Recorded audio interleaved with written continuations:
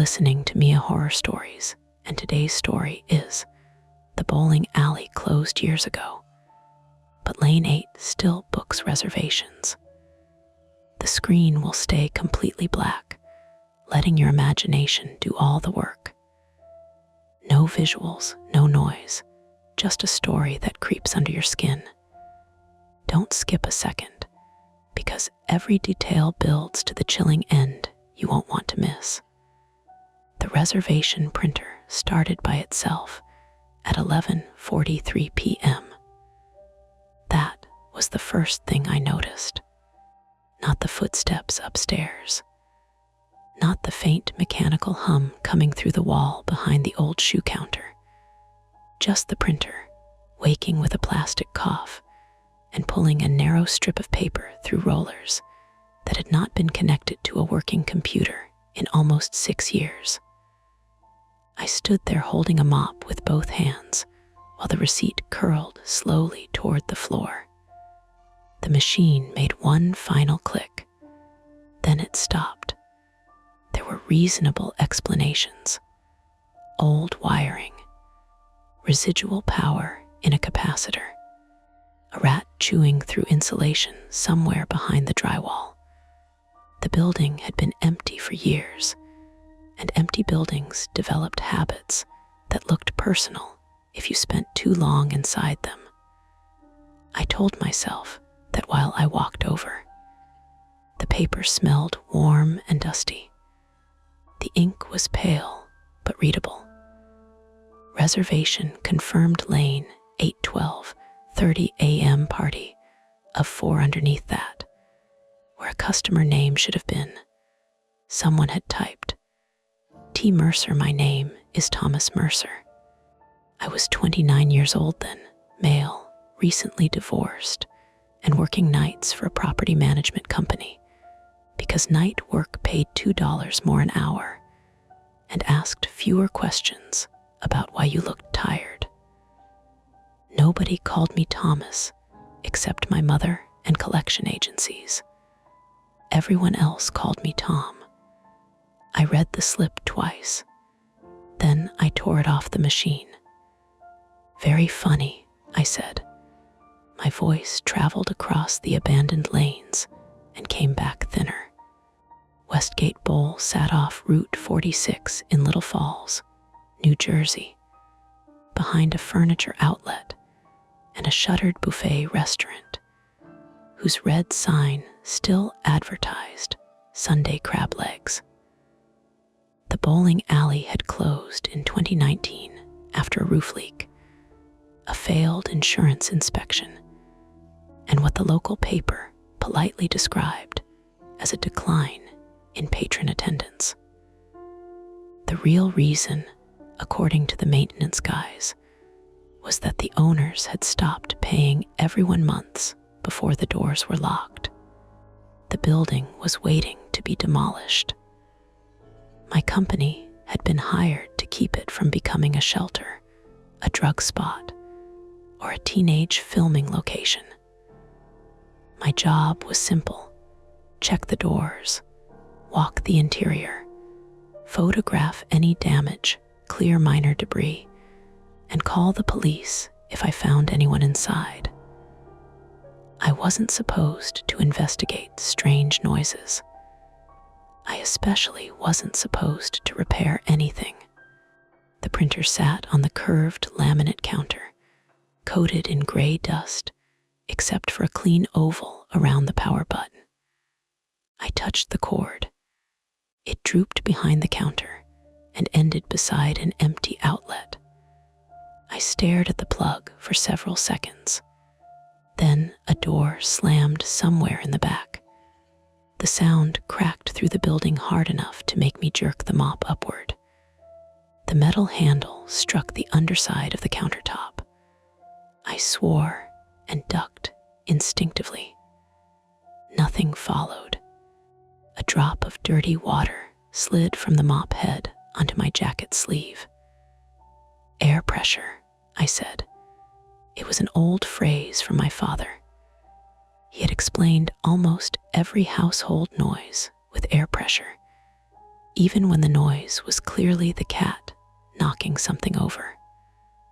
I took my flashlight from my belt and aimed it toward the rear hallway. The beam passed over faded wall murals of bowling pins wearing sunglasses, a row of plastic chairs, and the entrance to the bar.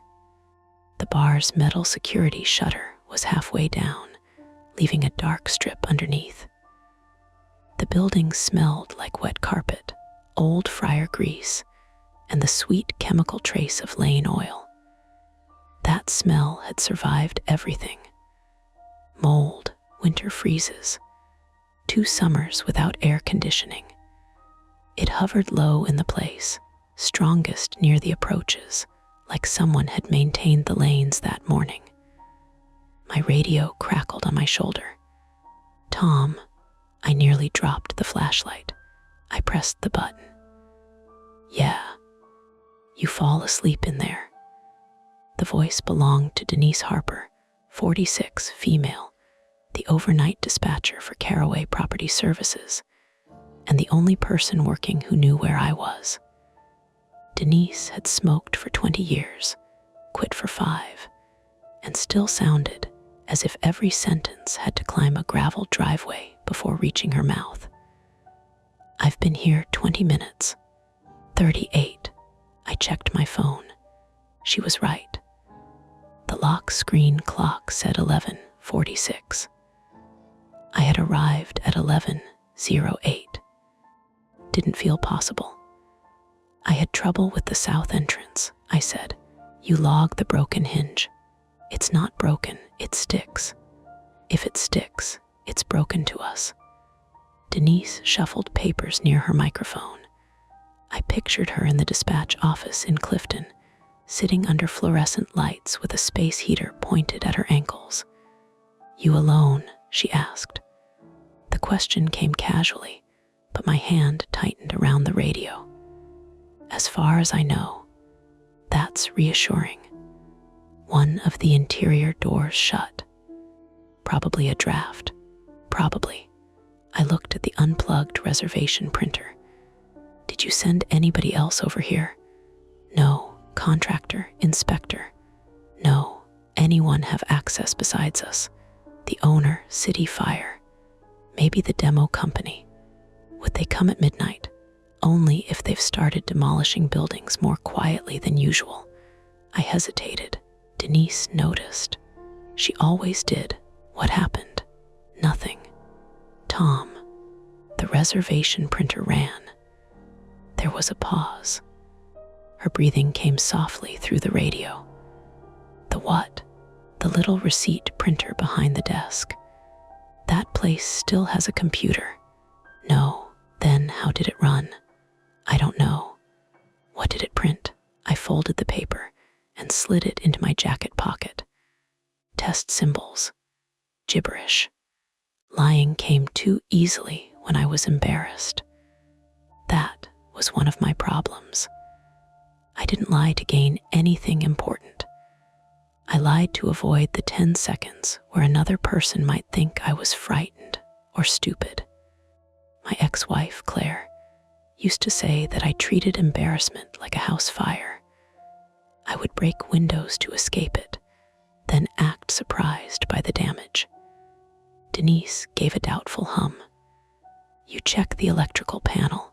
I'm not an electrician." "That is the smartest thing you've said all month." Another noise came from the Lane area. Not a slam this time, a rolling sound, low and uneven. It began somewhere beyond the pin decks and moved toward me with a soft series of bumps. Bump, rattle, bump. I turned my flashlight.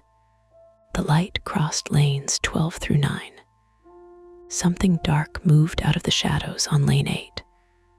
A bowling ball rolled slowly toward the foul line. It did not roll straight.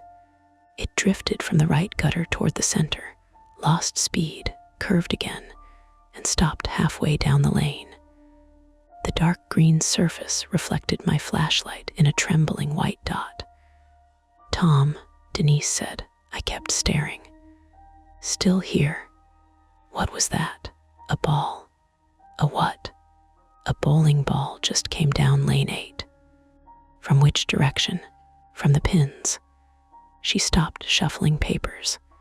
For a few seconds, all I could hear was the electrical hiss of the radio and water ticking inside a ceiling pipe. Leave, she said. I laughed once, quietly. It was a reflex, not amusement. I probably knocked something loose. From the pin deck, the building tilts. Buildings don't tilt enough to roll bowling balls uphill. The lane wasn't perfectly uphill, not visibly. Still, she was right. I walked closer. The polished approach gave a little under my boots. The floor had swollen from moisture, creating shallow ripples in the wood. Above the lanes, old scoring monitors hung from the ceiling like black boxes, their screens filmed with dust. Lane 8's monitor was on. The screen glowed a deep, washed-out blue. At the top, blocky white letters read, "Welcome, Mercer Party Denise," I said. No answer. I raised the radio. "Denise," static hissed back. The signal dropped occasionally inside concrete stairwells, but I was standing in the center of the main floor, less than 15 feet from the front windows. I tapped the radio against my palm. "Dispatch, you copy." A burst of noise came through, followed by half a word that might have been my name. Then nothing. The scoring screen flickered. 4 player names appeared beneath the welcome message. Tom Claire, David. I stopped breathing for a second. Claire was my ex-wife. Mia was my younger sister. David was my father, who had been dead for 11 years. The screen held the names for 3 seconds. Then it went black. My body reacted before my thoughts did. I stepped backward, heel sliding slightly on the dusty approach. My shoulder bumped the molded plastic ball return. Something shifted inside it. I moved the flashlight down. The return track was empty. A small rectangular hatch near the base hung open. Behind it, I could see wiring, a belt assembly, and packed lint. A faint vibration trembled through the plastic housing.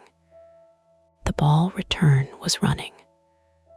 The building had partial electrical service for emergency lighting and alarms, but the lane machinery had supposedly been disconnected after a vandal nearly lost 2 fingers trying to start one of the pinsetters.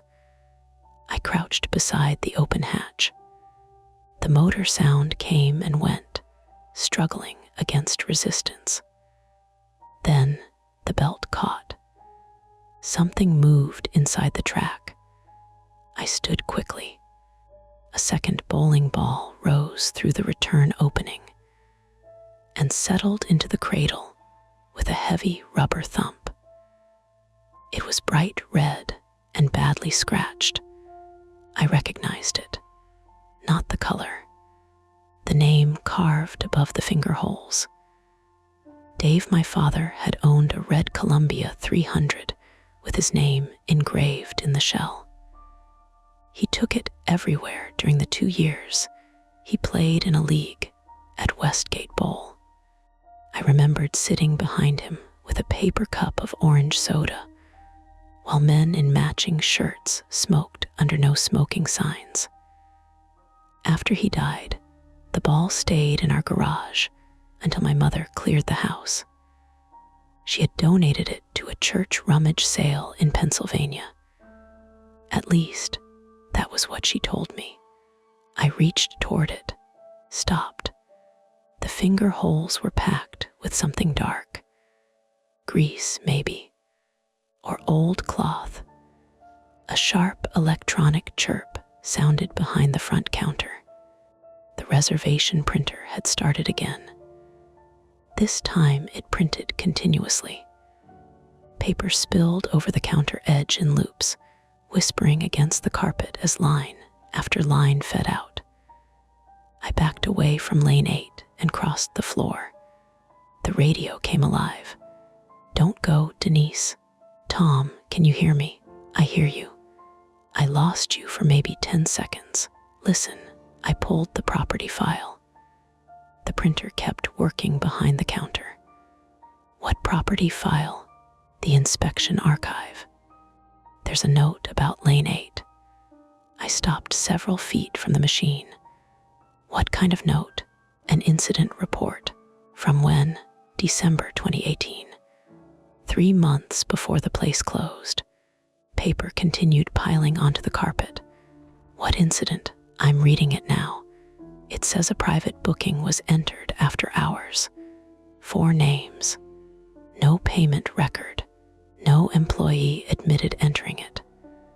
I looked at the loops of receipt paper. "Which names?" "The report doesn't list them." "Who filed it?" "A manager named Leonard Voss." The name meant nothing to me. Denise kept talking. "Tom, it also says the reservation repeated every Friday for 6 weeks. Same time. Lane 8. Staff deleted it, but it kept coming back. Software glitch, that's what they called it." "What happened in December?" The motor inside the ball return stopped. The sudden absence of the noise made the building feel larger. Denise inhaled near the microphone. "There was a break-in." I glanced toward the dark rear hall. "Teenagers." "Doesn't say." "Police found 1 person inside."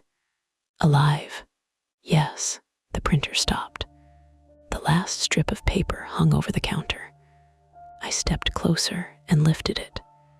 There was only 1 line printed on the final receipt. "Please confirm all 4 guests are present, Tom," Denise said. The person they found was the manager.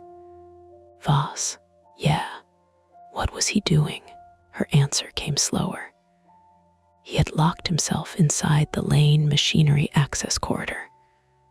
A metallic click sounded behind lane 8. Then another.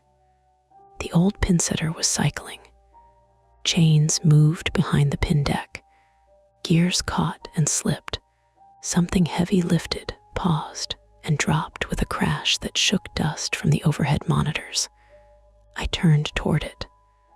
A narrow maintenance door beside lane 8 had opened several inches. A weak yellow light showed beyond it. I had checked that door when I arrived. It had been padlocked. Now the padlock lay on the floor. The shackle was not cut. It was open. "Get out," Denise said. "Right now. I'm calling Little Falls Police." I should have listened. The front entrance was less than 20 yards behind me. My keys were clipped to my belt. My truck was outside under the parking lot lamp. There was no reason to stay. Then a phone began ringing inside the maintenance corridor. Not a modern ringtone. A landline bell. 2 sharp metallic bursts, followed by a pause. It rang again. The sound pulled a memory loose. Father standing at our kitchen wall phone, 1 hand over his free ear, saying, "No, put Tommy down for Friday. Lane 8 if you've got it." The bell rang a 3rd time. I took 1 step toward the open maintenance door. "Tom," Denise said. I stopped. "Police are 8 minutes out. Go wait in your truck." The phone kept ringing. Beside the maintenance door, scratched into the painted concrete, I saw 4 short vertical lines and a 5th cut diagonally across them. A tally mark. Below it was another group, and another. The marks continued down toward the floor. Some were old and dark with grime. The newest looked pale and fresh. I touched the folded reservation slip inside my pocket. Lane 8, 12:30 a.m. party of 4. The clock above the snack bar read 11:58. The phone stopped ringing. From inside the corridor, a man's recorded voice said, "Tommy." My father had been the only person who called me that. There were explanations for voices, hidden speakers, old recordings, someone trespassing, a cruel setup built from public records and social media. Those explanations were unlikely, complicated, and still better than the alternative my body was trying to invent. The front doors were behind me. The open corridor was ahead. Denise said my name again. I reached for my keys. Then, from somewhere beyond the maintenance door, I heard the soft scrape of a chair being pulled across concrete. Someone was in there. Someone who might be hurt. Or someone who wanted me to think that. I stood between the exit and lane 8, listening to the building settle around me, knowing the police were coming, and knowing 8 minutes could be a very long time inside a locked room. Then the landline rang once more. This time, Denise heard it too. "What is that?" she whispered. I took the flashlight from my belt and faced the open door. "I have to decide whether there's someone back there." "No," Denise said. "You have to decide whether you want to be found in the same place as Leonard Voss." The yellow light inside the corridor flickered. A shadow shifted across the floor, human height, close to the doorway. I moved one hand toward the door. The other stayed wrapped around my keys. I could leave, or I could look inside before whoever was there had time to disappear. The clock above the snack bar clicked over to 11:59, and lane 8's scoring monitor turned on again. This time, it displayed a countdown. 31, 0, 0, 30, 59, 30, 58 at 12. 0, 0 exactly. The front doors locked. I heard the magnetic bolts engage behind me with 2 blunt clunks, one at the top of the frame and one near the floor. The noise was ordinary. Commercial doors did that every night in thousands of buildings. What made it wrong was that Westgate Bowl's automatic locking system had supposedly been disconnected. The monitor above lane 8 continued counting down. 30, 0, 0, 29, 59, 29, 58. I turned away from the maintenance corridor and ran to the entrance. "Tom," Denise said through the radio. "What happened?" "The door's locked. Use the crash bar." I shoved my weight against it. Nothing. The right side door trembled in its frame, but the latch didn't release. I tried the left one. Same result. My reflection floated in the glass, pale face, wet jacket sleeve, flashlight clenched in one hand. Beyond it, my company truck sat under the parking lot lamp, close enough that I could read the white numbers on the passenger door. The world outside looked painfully normal. A sedan passed on Route 46.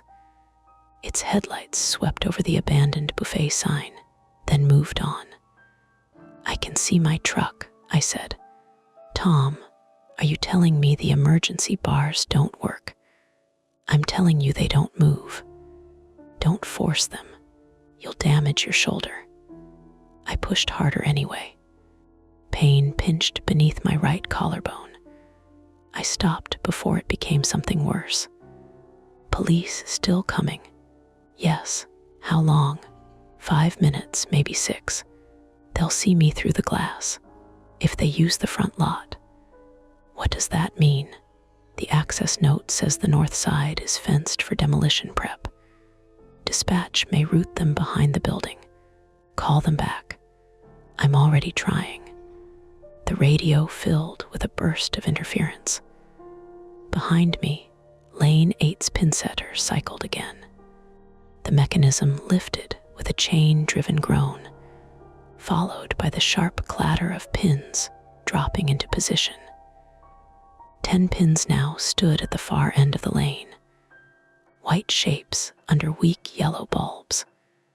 I looked at the emergency exit sign above the front doors. It was glowing. The battery backup worked. The doors didn't. There was a manual cylinder lock beside the frame. I took out the building key ring and tried the brass key marked front. It turned a 1/4 inch and stopped. I reversed it, pulled it out, tried again. Nothing. Someone changed the cylinder, I said. Who? I don't know. You used that door to come in. I came through the South Service entrance. Denise went quiet. That had been my shortcut. The south door was closer to the inspection board, and it let me avoid walking across the dark bowling floor when I first arrived. The same south door whose hinge I had told her was only sticking. My embarrassment returned even with nobody there to see it. I had not mentioned that the door had slammed behind me and refused to reopen. I had assumed the swollen frame had jammed, then decided I would leave through the front. A manageable problem, not worth logging. Now the front was locked too. Tom, Denise said, was the south entrance working? I rubbed the key between my thumb and forefinger. It opened. That isn't what I asked. It shut behind me. Can you open it from inside? I haven't checked. You've been in there almost an hour. 30 minutes. 52. I looked at my phone. 12:01. She was right again. Go to the south entrance, she said. Do not go near lane 8. The maintenance corridor phone began ringing. I walked away from it. The South Service entrance was through the rear hallway, beyond the snack bar kitchen and the old party rooms. I moved quickly, but not quite at a run, stepping over fallen ceiling tiles and a coiled extension cord that had hardened into its shape. The kitchen door stood open. Inside, stainless steel counters reflected my flashlight in narrow strips. The air smelled colder there, damp and metallic, with a sour note from the floor drains. Water dripped from somewhere near the dishwashing station. One drop every 2 seconds. Plink, plink, plink. Still with me? Denise asked. Yeah, you're breaking up. I'm passing the kitchen. Don't touch standing water. There isn't any. My flashlight reached the floor ahead. There was. A shallow sheet of water covered the rear corridor from wall to wall. It began beneath a utility room door and spread toward the south exit. Dust floated across its surface in pale islands. Near the baseboard, a loose electrical cable lay partly submerged. I stopped. Problem, I said. How much water? Maybe half an inch. Can you step around it? No, any sparking. Not that I can see. Smell anything burnt, I breathed carefully. Wet drywall, rust, old grease, then something sharper. Ozone, maybe. Back up, I did. The emergency light above the hallway flickered, buzzed, and steadied. Could be a live cable, Denise said. The fire department will deal with it.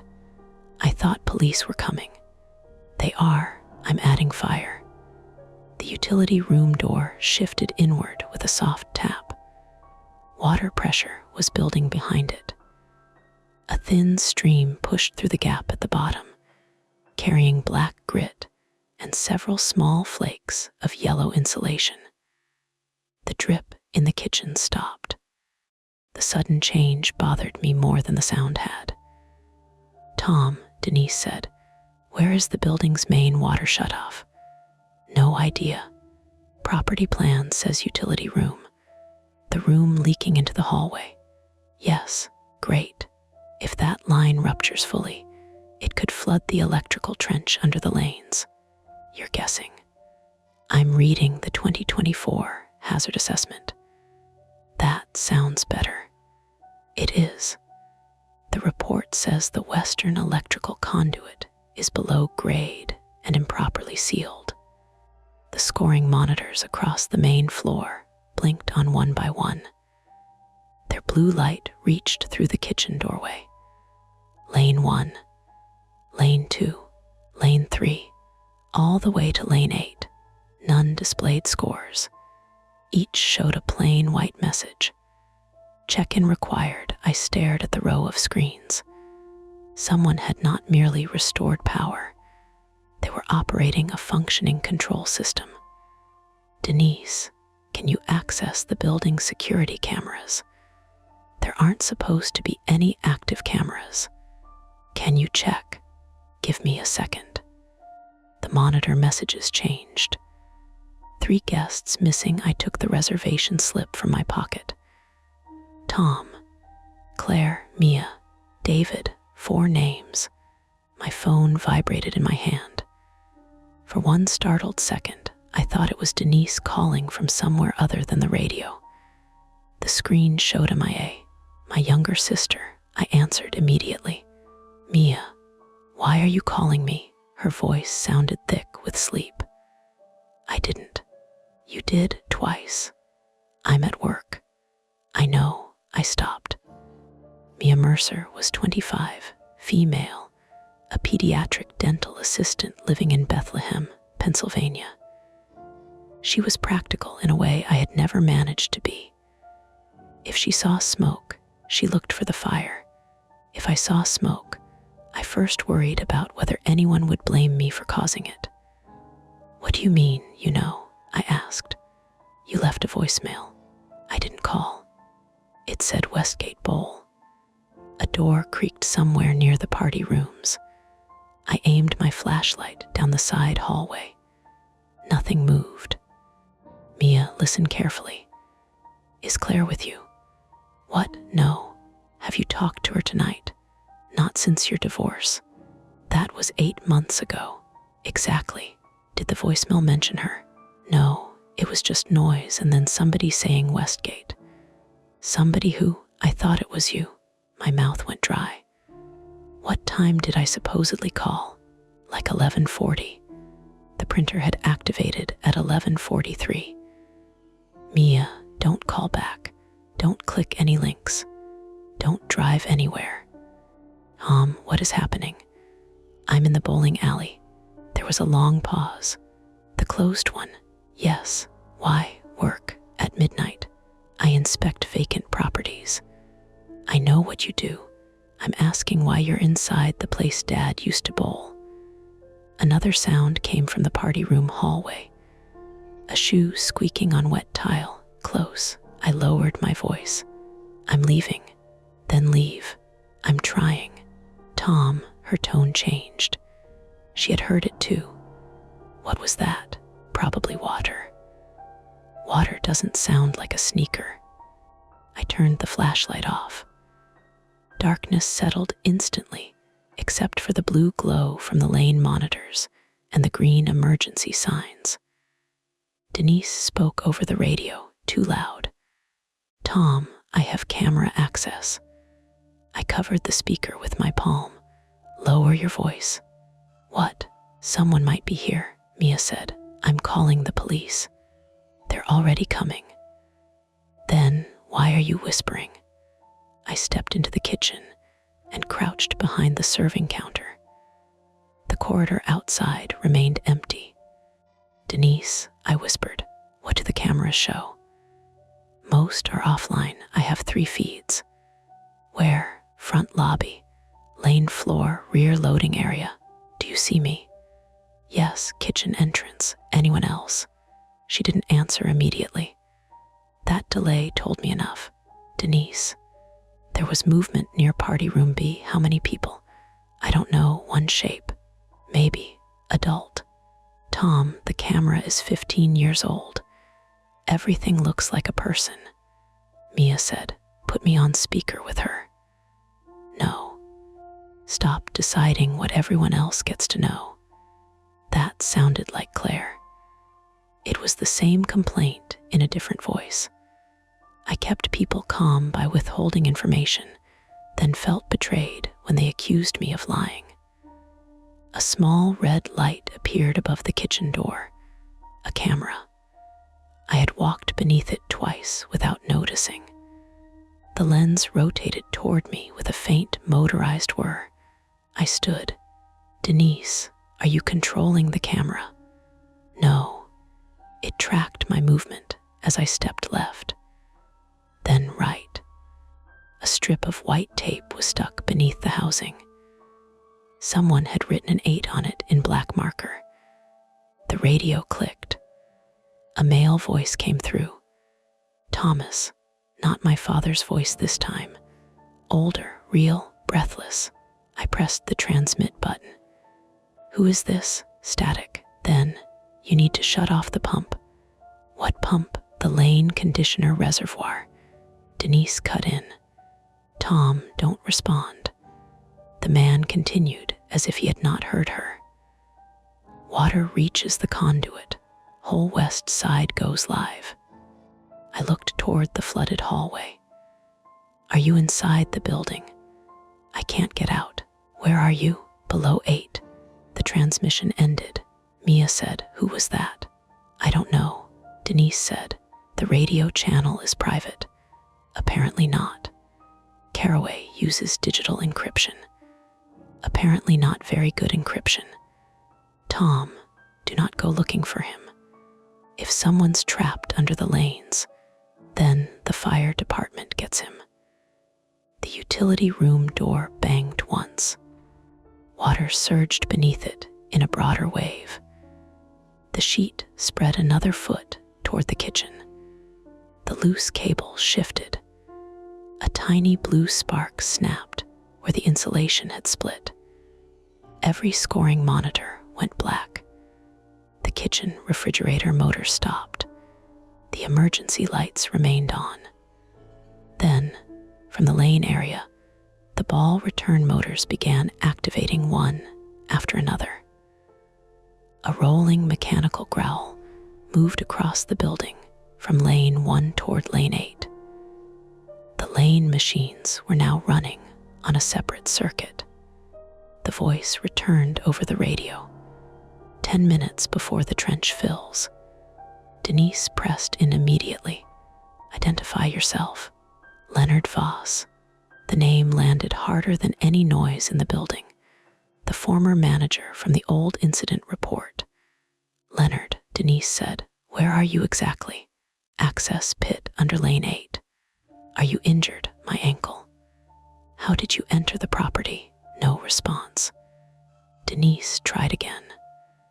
Leonard, the fire department is on the way. Do not move. You don't understand. His breathing rasped through the channel. He locked the maintenance hatch. Who did?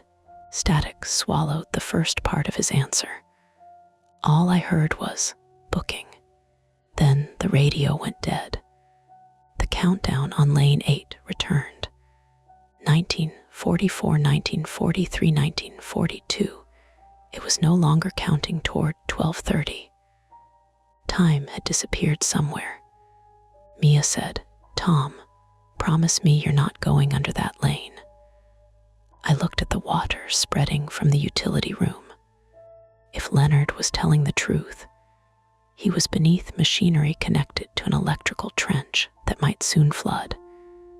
If he was lying, then he wanted me in a confined maintenance space away from the exits. Either possibility was bad. I'm waiting for police, I said. Mia exhaled. Denise said nothing. She knew my voice. The lie had sounded thin even to me. A siren became audible outside, faint at first, then growing louder. Red light flickered across the kitchen's stainless steel surfaces. See, Mia said. They're there. I moved to the front lobby. A Little Falls police cruiser had stopped in the parking lot. 2 officers got out. One approached the main entrance while the other circled toward the north side. I waved both arms through the glass. The first officer saw me. He pointed toward the door, and I shook my head. He tried the handle from outside. The magnetic bolts held. I raised the radio, speaking to Denise. "Tell them the south hallway may be electrified." I'm relaying it.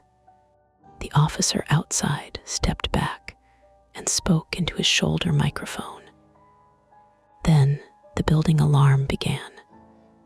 Not the fire alarm, a security siren.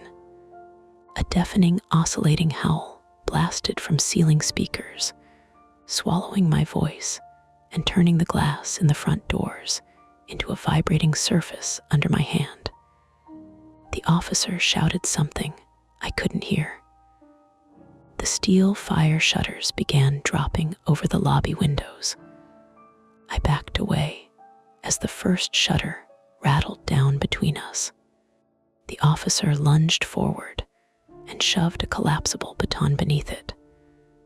The metal shutter struck the baton, buckled for half a second, then forced it flat against the floor. He pulled his hand back just in time. The gap narrowed to 6 inches, then 3, then closed. The parking lot disappeared. The siren stopped. My ears rang. Every lane monitor lit at once. This time they showed live security footage. The front lobby camera displayed me standing behind the sealed shutter. The rear camera showed the flooded corridor. The lane floor camera showed lane 8 from above. On that screen, someone was standing directly behind me. I spun. Nobody. The monitor image lagged by several seconds. I watched the figure in the recording. Male, dark hooded jacket, baseball cap low over the face. He had approached while I was waving to the police. He carried something long and black in his right hand, a pry bar. In the recording, he stopped behind me, close enough to touch my shoulder, then moved out of frame toward the maintenance corridor. A message replaced the footage. Check incomplete. 1 of 4, the landline rang below lane 8. Leonard's voice came through the radio again. "He's coming down." A heavy crash followed. Then a scream cut short. The police began pounding against the exterior shutter. I could hear them, but only faintly. The flooded corridor blocked the south exit. The front had been sealed. Someone with a pry bar was moving toward the access pit, where an injured man claimed to be trapped. The lane 8 maintenance door stood open. On the floor beside it, the red ball engraved Dave had disappeared from the return cradle. I took the mop handle in both hands. Mia was still speaking through my phone, asking what had happened. Denise was telling me to stay in the lobby. The police struck the shutter again, producing a dull boom that traveled through the concrete floor. Then the maintenance hatch beneath lane 8 slammed. A bolt scraped into place from the outside. The countdown changed.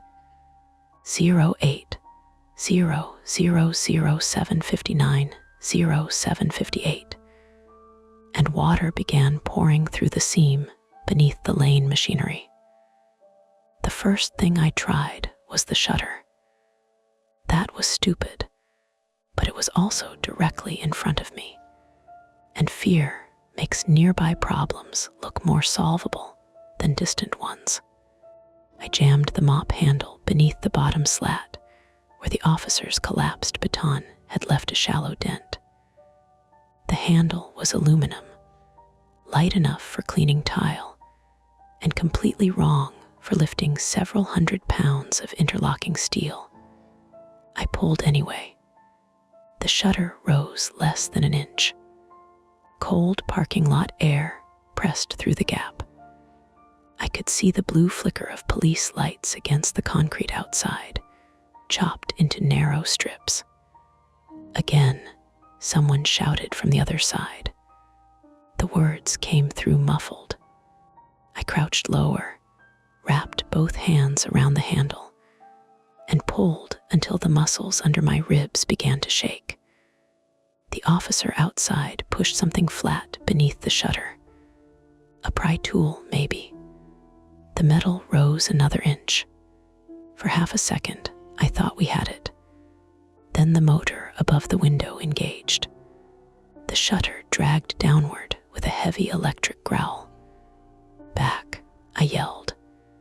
The tool outside snapped free.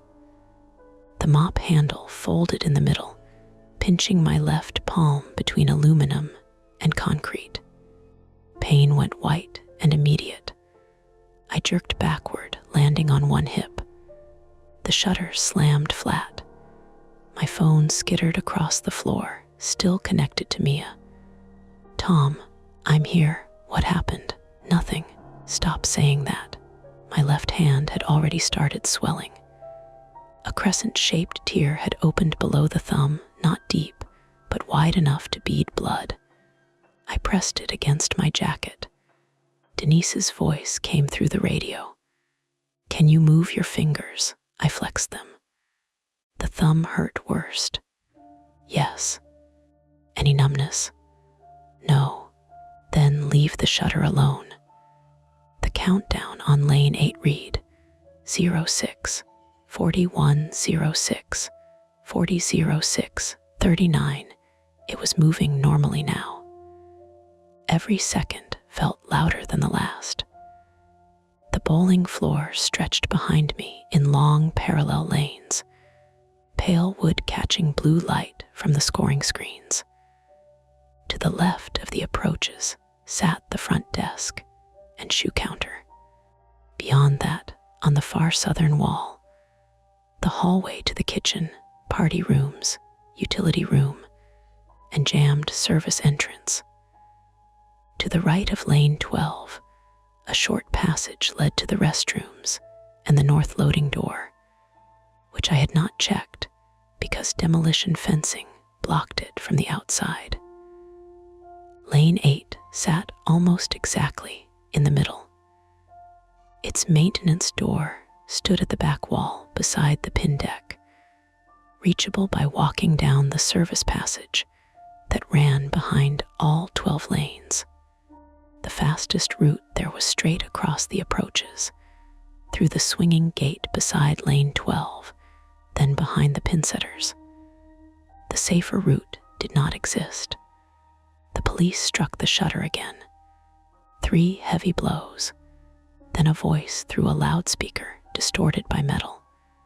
"Move away from the front windows." "They're going to force entry," Denise said. "Good." "Tom, fire is staging at the rear." "Police say the building plans show roof access above the north loading area. So they can get in. Maybe." The word landed badly. Mia had gone quiet on the phone. "You still there?" I asked. "Yes."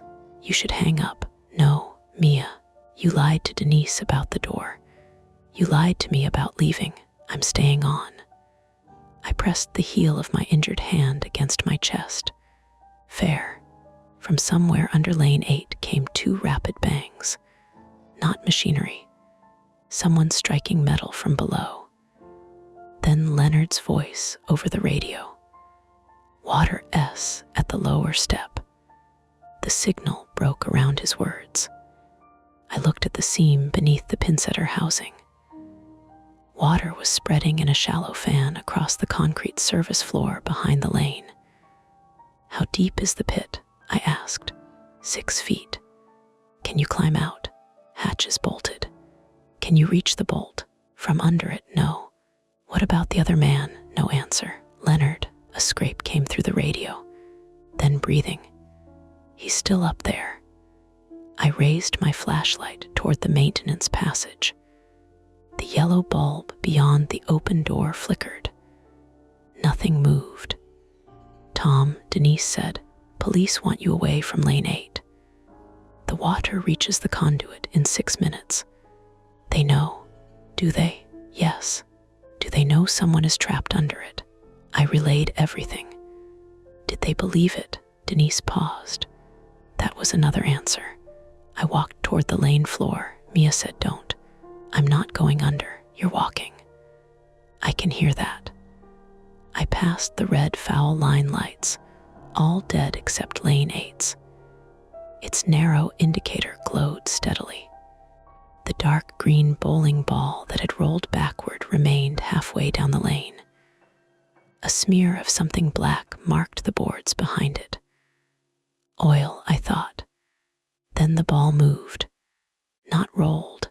Shifted sideways. I froze. It moved again, one short jerk toward the gutter. The motion looked deliberate, like someone pulling it with fishing line. I aimed the flashlight and saw nothing attached. The ball jerked a third time. A shape rose behind it, thin, pale, hand-sized. For one awful second, it looked like fingers curling over the ball from beneath the lane. I stepped backward hard enough to twist my ankle. The pale shape lifted higher, then unfolded. A rat. It squeezed out through a damaged gutter channel, wet fur flattened to its ribs, one foreleg dragging. The ball had been resting against a wad of plastic lane liner that the animal was pulling as it struggled free.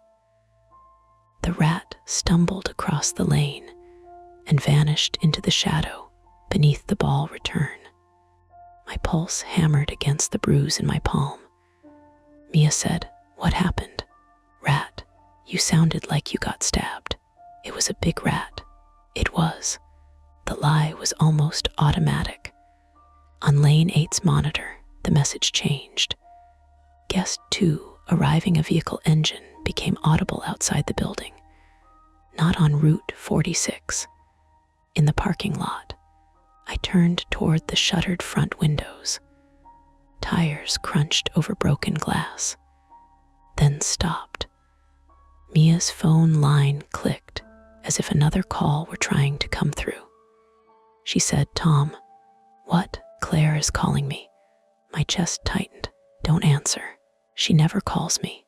"Do not answer." Why would she be outside? The wording hit me. "What did you say?" "Her location." Mia's voice thinned. "We still share location from when we went to Boston last year. I forgot it was on." "Where is she?" "Westgate Bowl."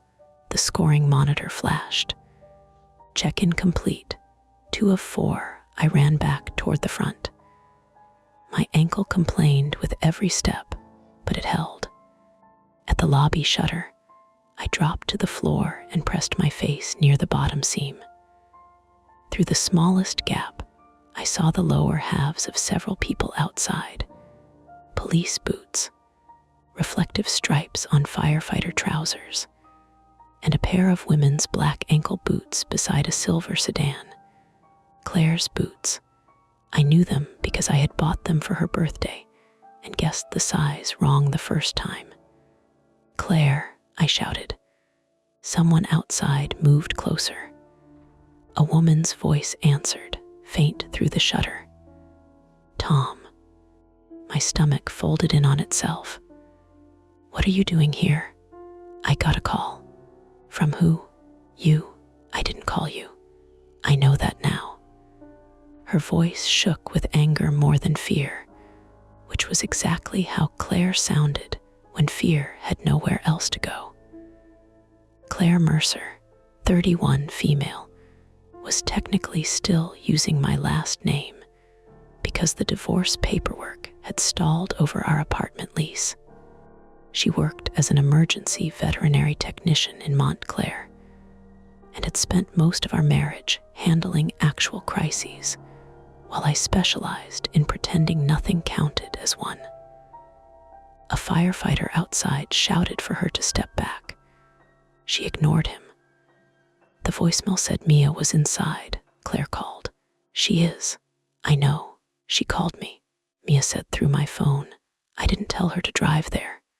Claire, get in your car and leave. Police won't let anyone leave the lot. Why? No immediate answer. Then one of the officers shouted, louder now. Possible live wire across the driveway.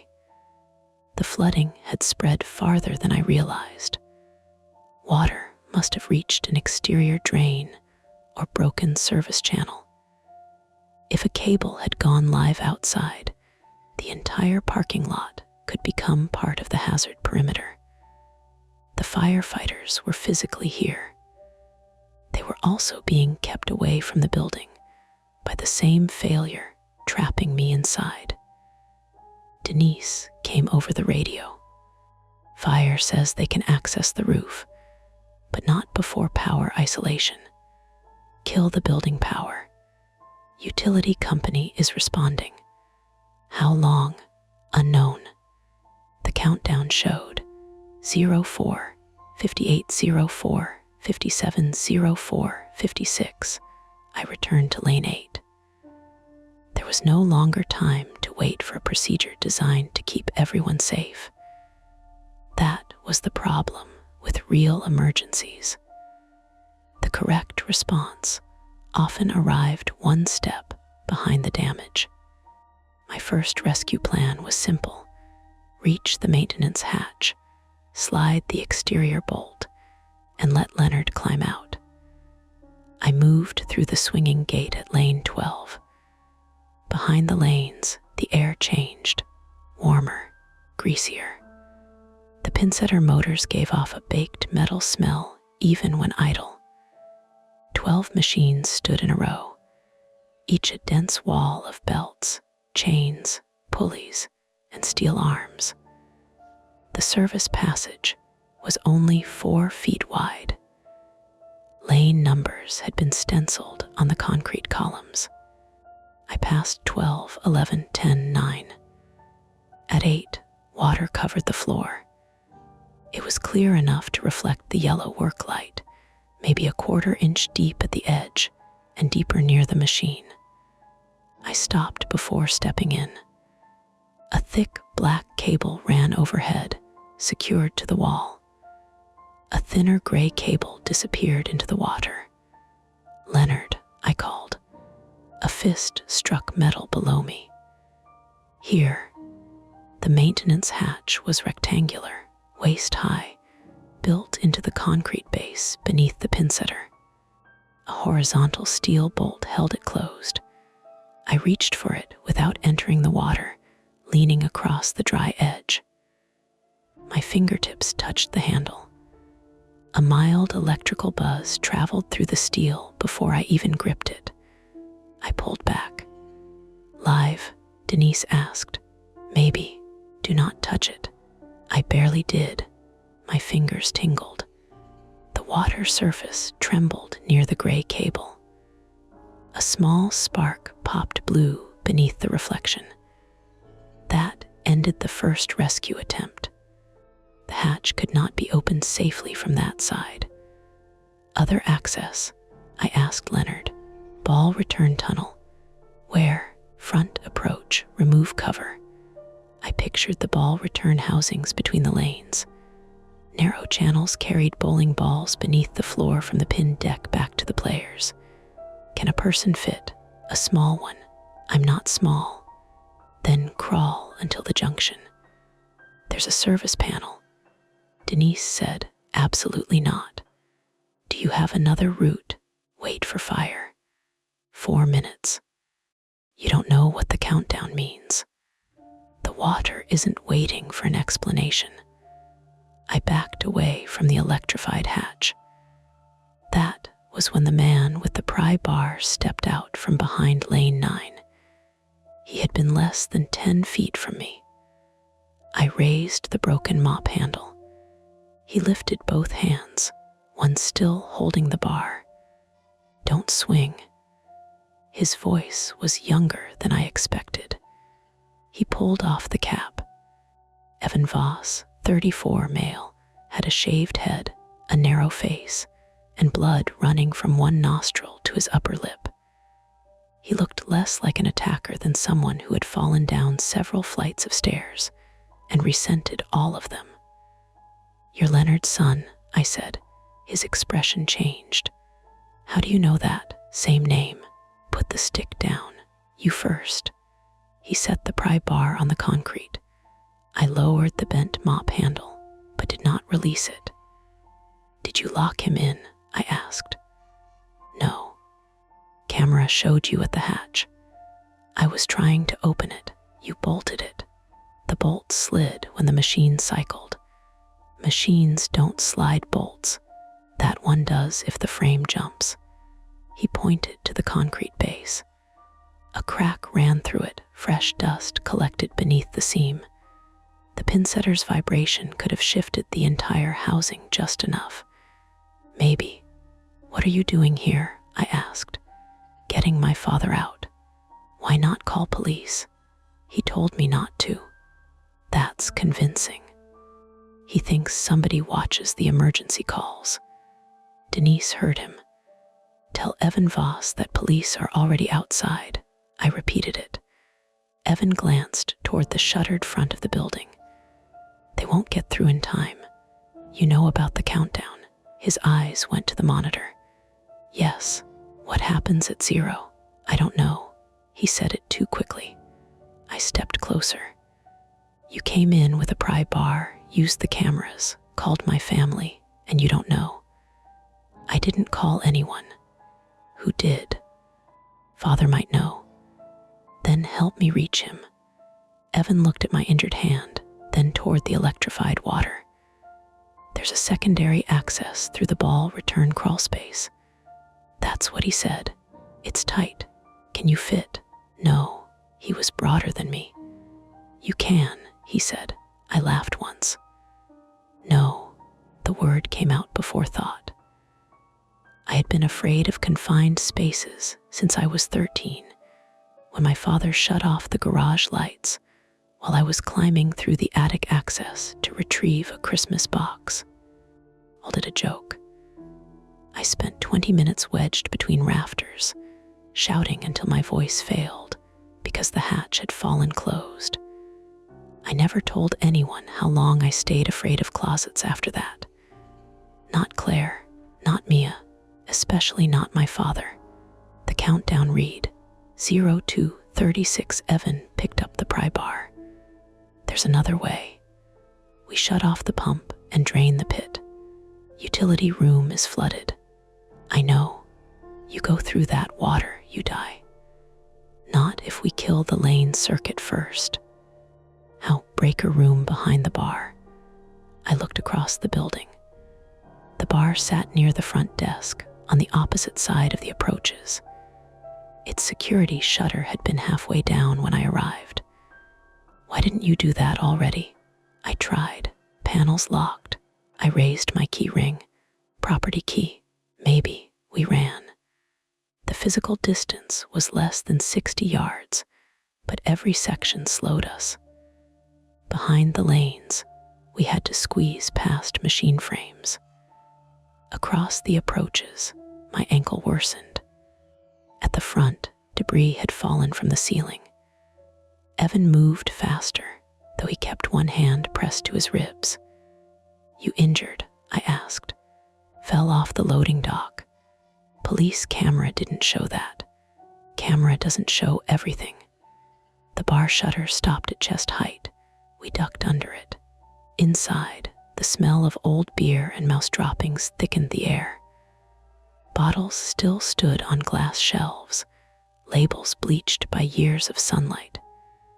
The electrical panel was behind the register. My third key worked. Inside, breakers were labeled in fading pencil. Bar kitchen sign, lanes A, lanes B, returns scoring. Evan pointed. "Lane 8 should be B." I switched lanes B off. Nothing changed. The monitor continued counting. The machine behind lane 8 still hummed. I flipped returns and scoring. The bar lights died. The scoring monitors remained lit. Separate feed, Evan said. From where? My father added backup power. Why? He avoided my eyes. The radio crackled.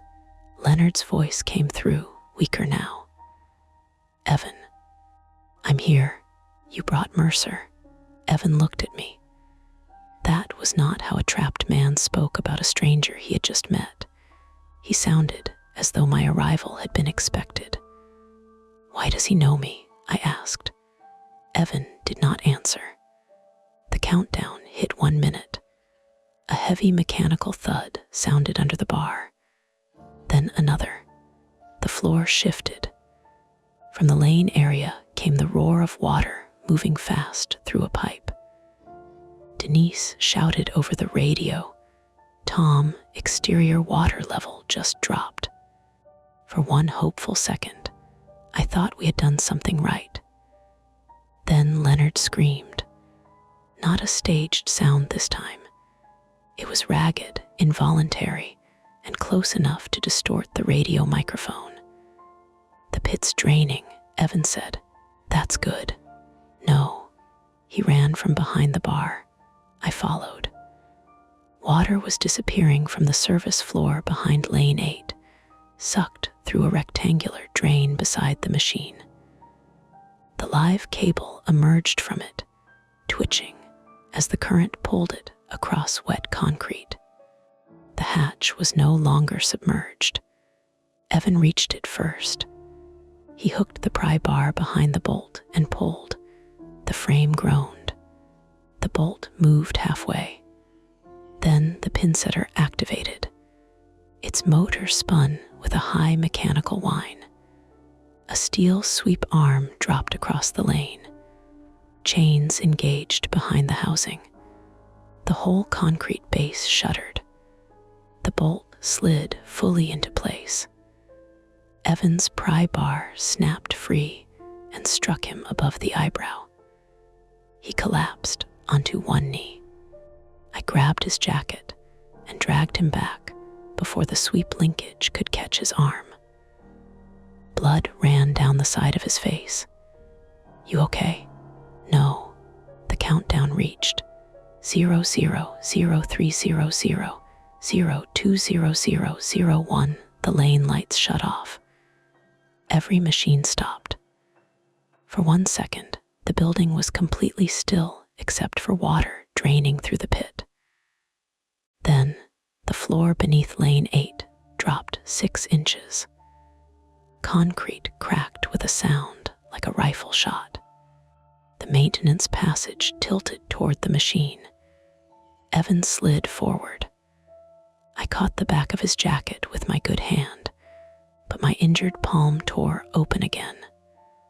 Warm blood spread across my fingers.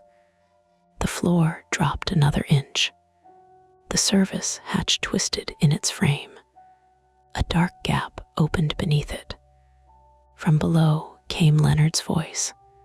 Tommy, move. I released Evan and jumped sideways. The concrete where I had been standing collapsed into the access pit. A section nearly 4 feet wide broke away, taking the maintenance hatch and part of the pinsetter foundation with it. Dust and hot metallic air blasted upward. The machine leaned. Belts snapped. A steel arm punched through the wall. The gap now exposed the pit beneath lane 8. 6 feet down, dirty water swirled around a narrow lower platform. Leonard lay against the far wall, one leg bent beneath him. He was alive, and beside him sat the red bowling ball engraved Dave. A thick rope had been threaded through its finger holes. The other end disappeared into a service tunnel leading toward the front of the lane. Evan stared down. My rope wasn't there before. The floor cracked behind us. We turned. The collapse had taken out the only dry path through the maintenance passage. Water from the broken utility line rushed into the new depression, spreading between us and lane 9. Sparks snapped from the gray cable. We could not go back the way we had come. The front remained sealed. The rear corridor remained electrified. The only route left was down into the pit, then forward through the ball return tunnel beneath Lane 8, the exact confined space I had already refused to enter. Another fracture opened beneath the leaning pin setter. Leonard raised one hand. Get down here before the whole deck comes in. Above us, several 100 pounds of machinery shifted toward the hole. Evan climbed over the broken edge first. I looked once toward the open building behind me. The lanes, the front desk, the distant steel shutters. All of it was still visible. None of it was reachable. Then the concrete under my right boot split. I dropped into the pit. The pit smelled like hot dust, old oil, and wet concrete. I landed badly. My right ankle folded under me, and the shock traveled up my leg into my hip. I caught myself with my left hand, reopening the split in my palm against the gritty floor. For a few seconds, I could not stand. Above us, the Lane 8 pinsetter leaned over the broken edge of its foundation. The machine creaked in small metallic complaints. A belt spun without catching, slapping the frame every few rotations. Evan crouched beside Leonard. Dad. Leonard's face was gray beneath a beard that had gone mostly white. He looked older than I expected, maybe 62. Male, thin in the shoulders, but heavy through the middle. His left ankle was wedged beneath a collapsed section of steel grating. Blood had soaked the cuff of his jeans and mixed with the water around his boot. He looked at me as if he recognized something he had been waiting to see. You're David's boy. I pushed myself upright against the wall. My father is dead.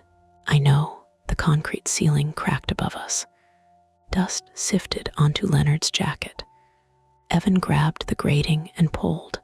Leonard shouted. Stop, I said. You're moving the leg. We have to get him out. You'll strip the skin off his ankle. Then help me lift it. The grating had once formed a maintenance step. One side remained bolted to the wall. The other had folded across Leonard's lower leg when the floor dropped. I tried to grip it with my injured hand. Pain cut through my palm. I switched sides and used my right, bracing one shoulder under the steel. On 3, Evan said. We lifted. The grating rose less than an inch. Leonard dragged his foot sideways, screaming through clenched teeth. The boot came free. His ankle did not look right.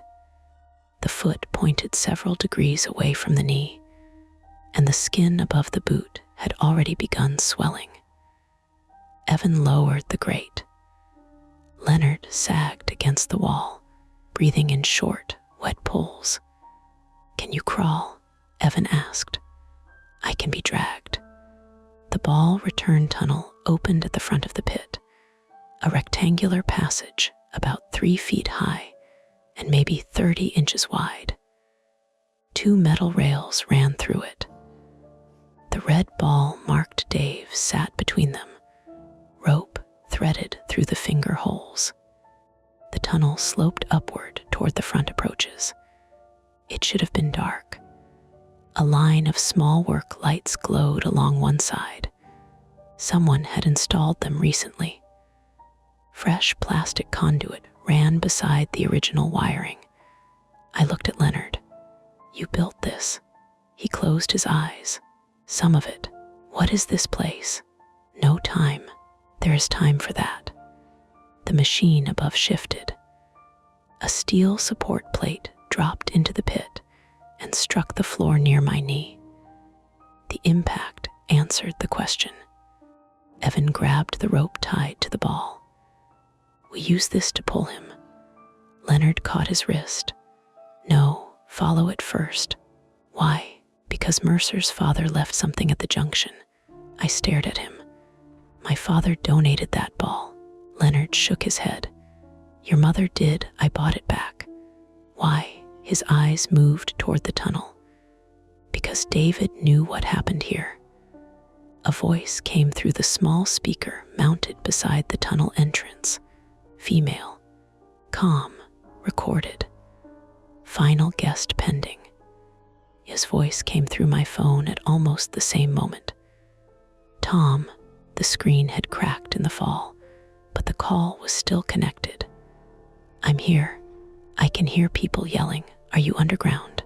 "Yes. Police are cutting the north fence. Claire says they may try the roof." Denise came through the radio. "Tom, fire department estimates 6 minutes to roof entry." 6 minutes. The concrete above us would not last 6. I put the phone in my jacket and crawled into the tunnel. My shoulders brushed both sides. The ceiling pressed close enough that I could feel grit against my hair. The work lights gave off a weak amber glow, just enough to show years of grease built along the rails. Behind me, Evan tied the rope beneath Leonard's arms. "Move slowly," he said. I pulled the ball ahead of me. It rolled with a heavy scrape. The tunnel narrowed after 10 feet. My breath shortened. The old attic came back in pieces. Insulation against my face, my father laughing below, the hatch falling shut. I stopped. "Tom," said from my pocket. I could not answer. The tunnel was too small to turn around. My elbows were pinned beside my ribs. The ceiling seemed to lower even though it did not.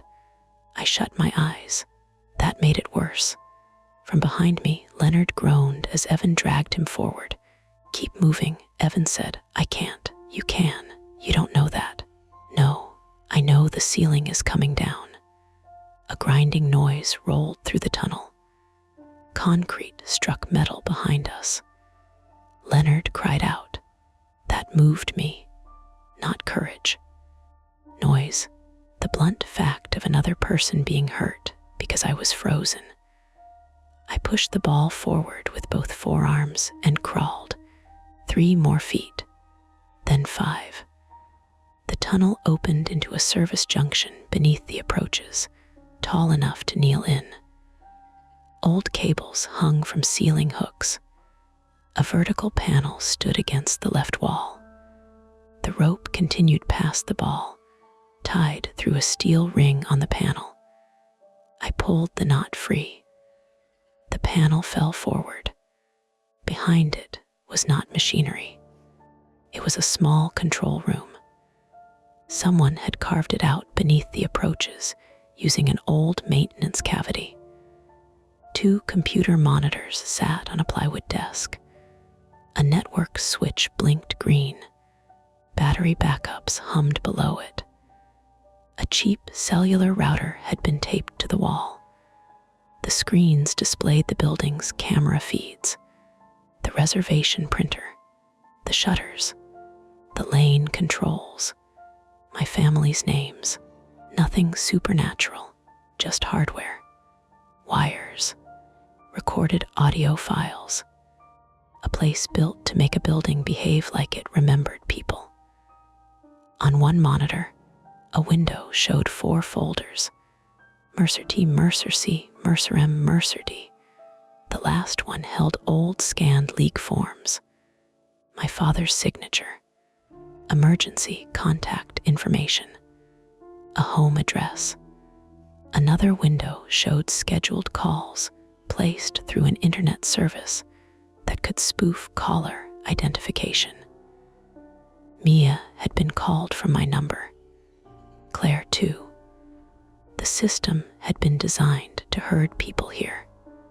Evan crawled into the junction behind Leonard, dragging him by the rope. Leonard's face had gone slick with sweat. I pointed at the screens. Who built this? Leonard looked at them. Harold Kessler. The name meant nothing to me. Former owner, Evan said. Silent partner, Leonard nodded. He blamed David for the closure. My father died years before this place closed. He blamed him for the investigation. What investigation? A noise came from the far side of the control room.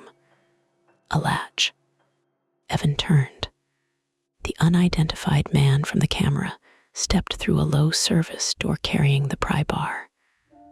Up close, he was older than Evan, but younger than Leonard. Mid-40s, heavy work jacket, blood on one sleeve. He raised the bar, back away from the controls. There was nowhere to go. The tunnel behind us held Leonard. The service door behind him was the only other exit. You locked the building, I said. He ignored me. Leonard stared at him. Caleb Kessler, 44, male, was Harold's son and the man who had moved around the building through maintenance routes while we watched the public corridors. His eyes were red-rimmed, and one side of his face twitched as if he had not slept. You should have stayed home, Leonard, he said. You called me. I called Evan. You used my voice. Caleb glanced at me. You were the difficult one. Why me?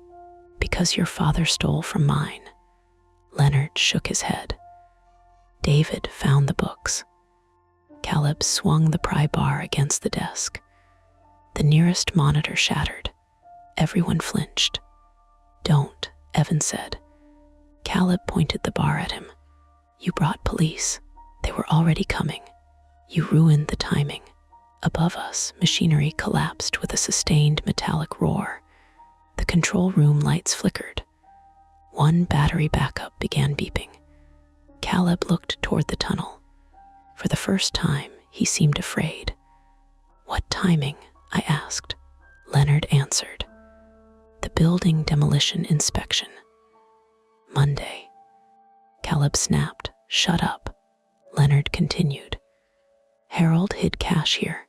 Insurance fraud, false repairs, leak fees, years of it. David found the records when he helped with accounts. My father was an electrician. He fixed the machines. He found a second meter and a storage ledger. Harold paid him to stay quiet. David refused. Caleb stepped toward Leonard. He took money. He took copies. My father lost everything. Your father kept this place alive on stolen money. Caleb struck Leonard across the shoulder with the pry bar. The sound was dull. Leonard folded sideways. Evan lunged. Caleb swung again. The bar caught Evan along the jaw. Evan hit the wall and slid down, stunned. I moved before I had a plan. I grabbed the red ball by the rope and swung it low. 30 pounds of solid resin struck Caleb's knee. His leg buckled. The pry bar fell. He tackled me anyway. We went down against the desk. My bad ankle twisted under his weight. I shouted and tried to push him off with my left hand, but the torn palm slipped against his jacket. He smelled like sweat, wet wool, and machine grease. You weren't supposed to die, he said. That was worse than a threat. He meant it. This had been meant as coercion, a forced gathering, a spectacle before the building came down. But the flood, the damaged foundation, the live wiring, those were failures he had lost control of. I drove my forehead into his nose. Cartilage crunched. He reeled. I reached for the pry bar. My fingers touched it. So did his. We pulled in opposite directions. Evan rose unsteadily and kicked Caleb's wrist. The bar came free. Evan lifted it. For a second, I thought he would bring it down on Caleb's head. Leonard said, "Don't." Evan froze. Caleb used the pause. He grabbed a utility knife from the desk and slashed upward. The blade cut Evan across the forearm. Evan dropped the pry bar. Caleb ran through the service door. I followed. The door opened into a low equipment corridor beneath the front desk. Ahead, a metal ladder rose to a trapdoor behind the shoe counter. Caleb climbed. I caught his boot. He kicked down. The heel struck my cheek. My vision flashed. He climbed another rung. I pulled again, using the rope still looped around my arm. The rope tightened. The red bowling ball rolled from the control room and jammed between the ladder rails. Caleb lost his footing. He fell 6 feet. He landed on his left arm. The bone broke visibly beneath his sleeve. His scream filled the corridor. He still tried to crawl. I sat on his back, pressing his uninjured arm against the floor. He thrashed. My ankle barely worked. My hand streamed blood. Every breath hurt where he had driven me into the desk. "Shutters," I said. "Open them." He laughed into the concrete. "Systems automatic now. Where's the override? Owner's office." "That's upstairs." "Exactly." Behind us, the battery alarm accelerated. Evan appeared in the doorway, holding his cut arm against his chest. "Power's failing." Leonard called weakly from the control room. "Pull the red breaker." I looked inside. A red-handled disconnect switch sat above the battery backups. I crawled back and pulled it. The room went dark. Every fan stopped. Every relay clicked open. From somewhere above came the long mechanical rattle of shutters releasing. Not rising, releasing. The front shutters dropped their last fraction of an inch and stayed there. But the magnetic door bolts disengaged. I heard them through the floor. 2 blunt clunks. The same sound that had trapped me, now reversed. The service door slammed shut behind us. A pressure wave moved through the corridor. Then came a deep collapse from lane 8. The entire pinsetter fell into the pit. Metal folded onto concrete. The tunnel filled with dust. Leonard was still back there. Evan crawled toward him. I grabbed his jacket. "The tunnel may collapse. My father is there." "He may already be." Evan turned on me with such fury that I stopped. We went back together. The control room ceiling had cracked, but remained intact. Leonard lay beneath the desk, protected by its steel frame. One of the monitors had fallen across his chest. He was conscious. Barely. We dragged him into the equipment corridor. Caleb lay where I had left him, clutching his broken arm and making small animal sounds.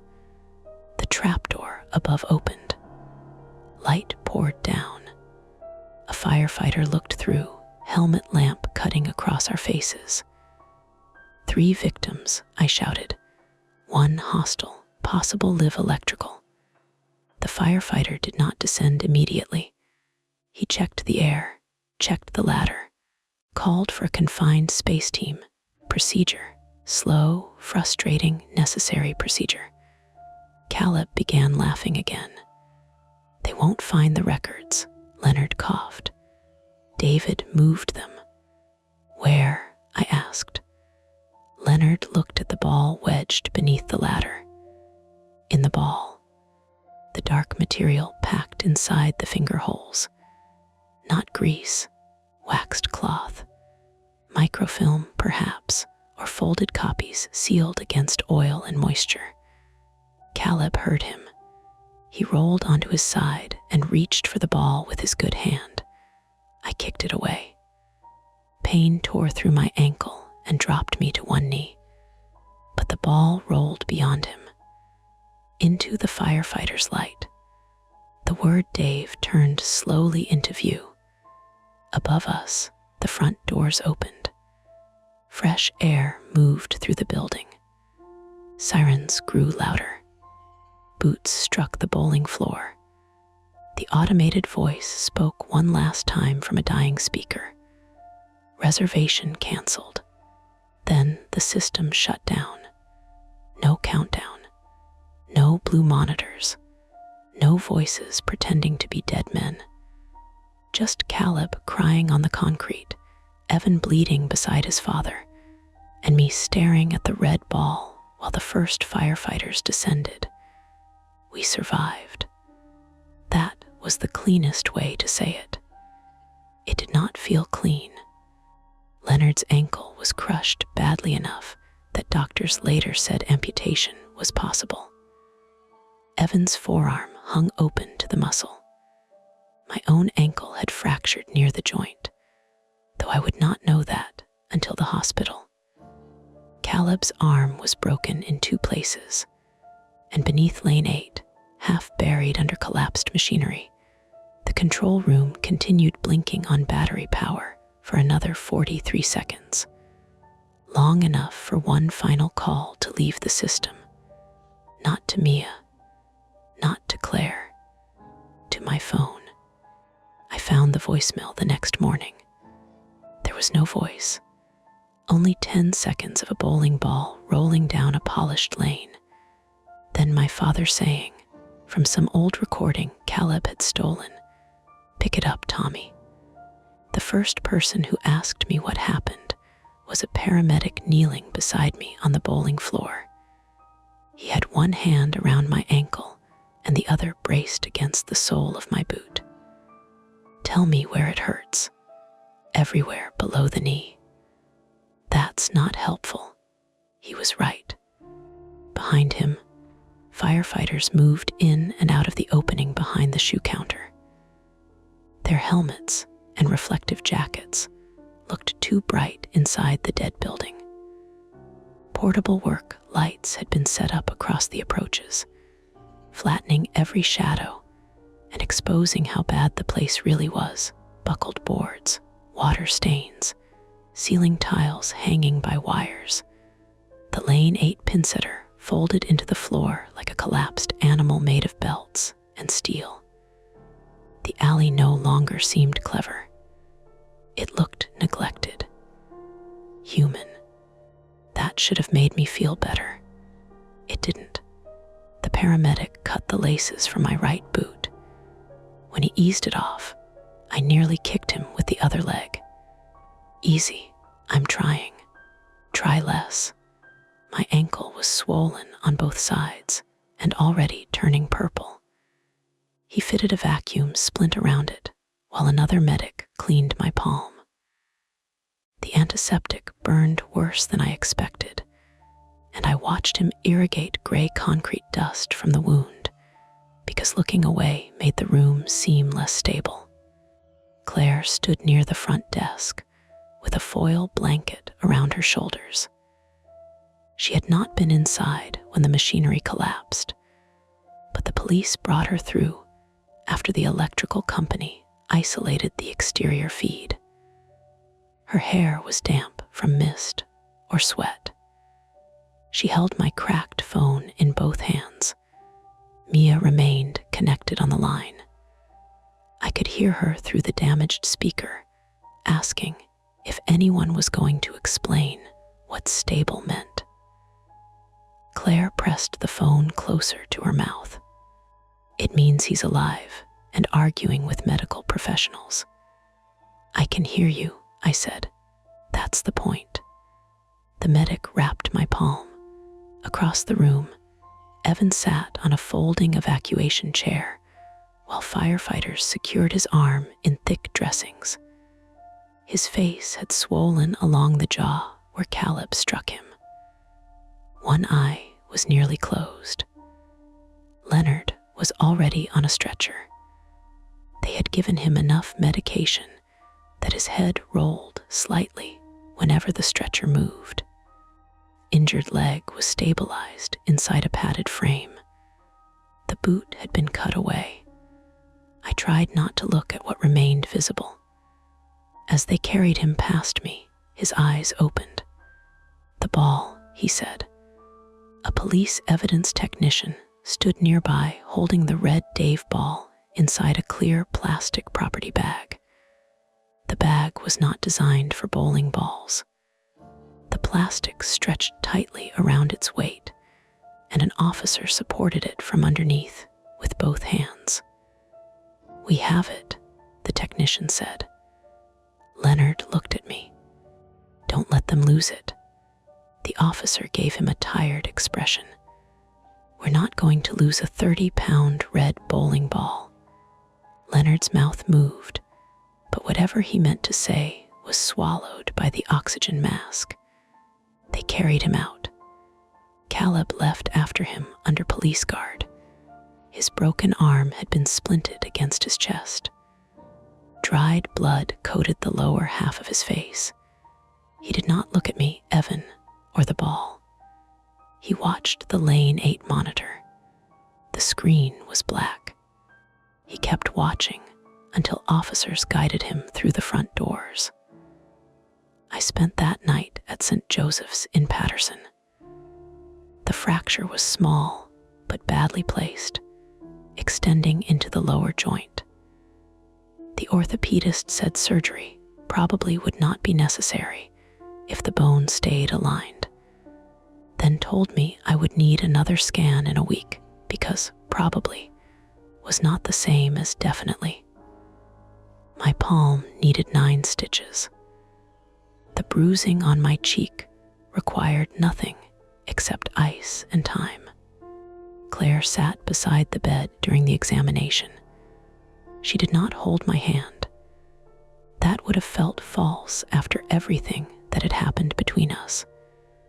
She sat in the plastic visitor's chair with her coat folded across her lap and answered questions when I gave vague responses. Yes, he lost consciousness briefly. No, he isn't on blood thinners. Yes, he has someone who can stay with him. I looked at her when she said that. She kept her eyes on the nurse. Mia arrived shortly after 3 in the morning. She had driven from Bethlehem despite being told not to come. She entered the room carrying 2 coffees and an anger so controlled it had become almost formal. She placed 1 cup beside Claire. She put the other on the tray in front of me. Then she said, "You are never allowed to tell me not to drive somewhere again. I was trying to keep you safe. You were trying to control information. That too." She stared at me. It was not forgiveness, but it was the first honest answer I had given her all night. Mia sat on the windowsill because there were no chairs left. For a while, none of us spoke. The hospital corridor outside stayed busy in the ordinary way hospitals stay busy at night. Rubber soles squeaked over polished flooring. A supply cart rattled past. Someone laughed near the nurse's station and immediately lowered their voice. Claire peeled the lid from her coffee. "Police want full statements later." I gave them one. "You gave a patrol officer 3 sentences while you were medicated. That sounds complete." Mia shook her head. Claire said they searched Caleb's van. What was inside? Portable transmitters, lock controls, 2 laptops, printed photographs of you, me, Mia, Leonard, and Evan. She paused. Also one of David. My father's name made the room change, not dramatically. The monitor continued beeping. The air vent continued blowing cold air against my bare arm. But all 3 of us became more careful. "Recent photograph?" I asked. "Number league picture." I pictured him in one of his terrible collared bowling shirts, thumb hooked inside the red ball, smiling as if the picture had been taken during the easiest year of his life. "Did they open the ball?"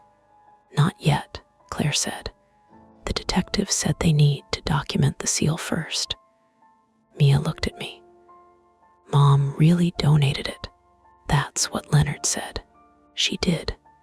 I remember helping her carry boxes. Then Leonard bought it. Why would he wait all these years? Nobody had an answer. At 9 that morning, Detective Nora Bell interviewed me in a consultation room beside the emergency department. Bell was 38, female, compactly built, with dark hair pinned at the back of her neck and a small coffee stain on one sleeve. She spoke without drama, which helped. She placed an audio recorder between us. Start when you entered the property. I told her everything, not the shortened version, not the version that made me seem less frightened. I told her about the south door sticking and how I failed to report it. I told her I lied to Denise about the printer output. I admitted I walked toward the maintenance corridor after being instructed to leave. Belle did not criticize me. She wrote each failure down. That was worse. When I finished, she turned one page in her notebook. You understand that Caleb Kessler's attorney will likely argue some of the building failures were not intentional. They weren't. The calls were intentional. The lock control was intentional. The false reservation system was intentional. Yes, the flooding appears to have come from a supply line damaged during Caleb's installation work. The foundation collapse was likely accelerated by unauthorized modifications Leonard Voss made years ago. That caught me. Leonard caused it, contributed, not caused alone. Did he build the control room? He admits preserving the room and backup circuits after the alley closed. Why? He says he wanted proof. Proof of what? Belle looked through the glass panel in the consultation room door before answering. The material inside the ball appears to support his claim. They had opened it. The dark plugs in the finger holes were waxed canvas, packed over 2 narrow metal tubes. Inside the tubes were rolled microfilm strips and several folded photocopies protected by oil paper. The records documented false maintenance invoices, cash leak fees never entered into the official accounts, duplicate insurance claims, and payments made through companies connected to Harold Kessler. There was also a signed statement from my father. David Mercer had written that he discovered hidden wiring feeding an unregistered meter beneath Lane 8. He believed the second electrical feed powered unauthorized gaming machines, cache storage alarms, and later the off-book control room. He had copied the ledgers. He had given the evidence to Leonard. Then he died before either man turned it over. Why didn't Leonard go to police? I asked. He says Harold threatened his family. Harold has been dead for 3 years. Yes. So what was the excuse after that? Belle closed the notebook. Fear rarely expires when the person who caused it does. I thought of the attic, the dark, my father laughing below me because he did not understand the difference between a joke and a trap. What was Caleb trying to do? I asked. His version changes. What's the best version? He believed Leonard planned to expose Harold's records before demolition. He wanted the evidence and thought pressure would make Leonard surrender it. Why bring us? Caleb found your father's name throughout the files. He believed your family might know where copies were stored. We didn't. He didn't know that. The reservation, psychological leverage. He used old leak data, social media, public records, and contact information recovered from David's paperwork. He wanted all 4 names physically connected to the building so he could question each person and record their responses. David was dead, Bell nodded. That seems to have mattered to him less than it should have. Caleb had planned to bring 3 living people into the building and use my father's voice as the 4th presence. The countdown had been programmed to end when the final scripted call played. At 0, the system would lock the maintenance wing and display old financial records on the lane monitors. A confession room disguised as a haunting. But Claire arrived early. The utility pipe failed. Leonard entered the pit before the sequence began. The live circuit interfered with the doors, and the foundation, already weakened by moisture and unauthorized construction, started breaking apart. Caleb continued the routine, because stopping it would have required entering the control room and risking being seen. By the time he tried, the system was controlling him as much as anyone else. That was Detective Bell's phrasing. It stayed with me. Caleb was charged with kidnapping, aggravated assault, unlawful restraint, computer offenses, criminal trespass, and several counts related to tampering with safety systems. More charges came later when prosecutors reviewed the calls and modifications. Leonard was not charged immediately. His lawyer emphasized that he entered Westgate to retrieve evidence and had repeatedly tried to stop Caleb.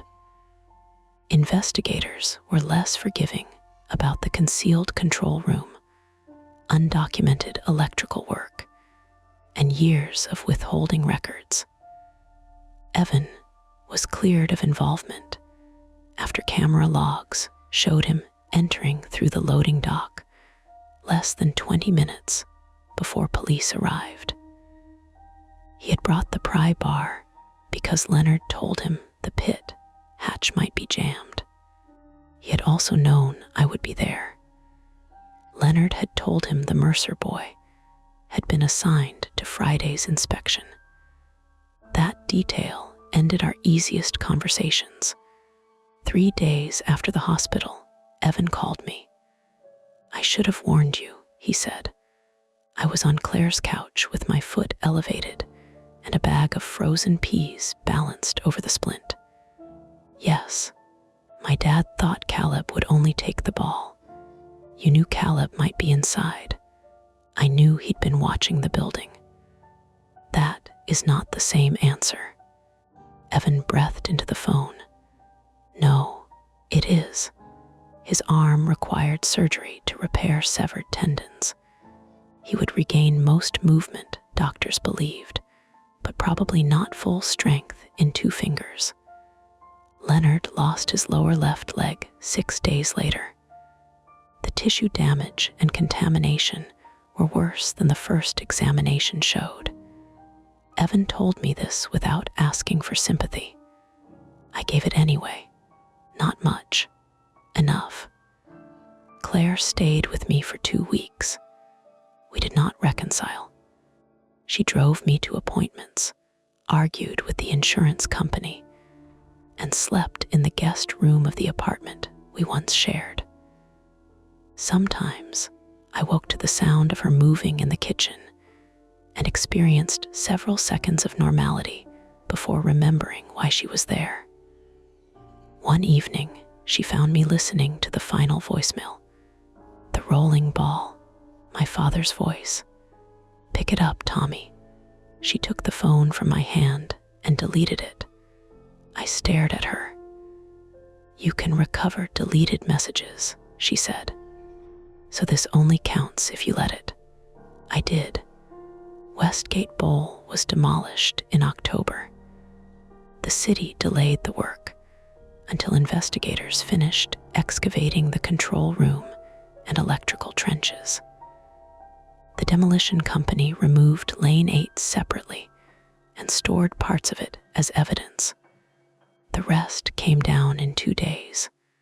I watched a video online. The roof folded first, then the front wall. The faded bowling pin mural disappeared inside a cloud of pale dust. The property became an empty gravel lot behind the furniture outlet, almost ordinary. I stopped working nights.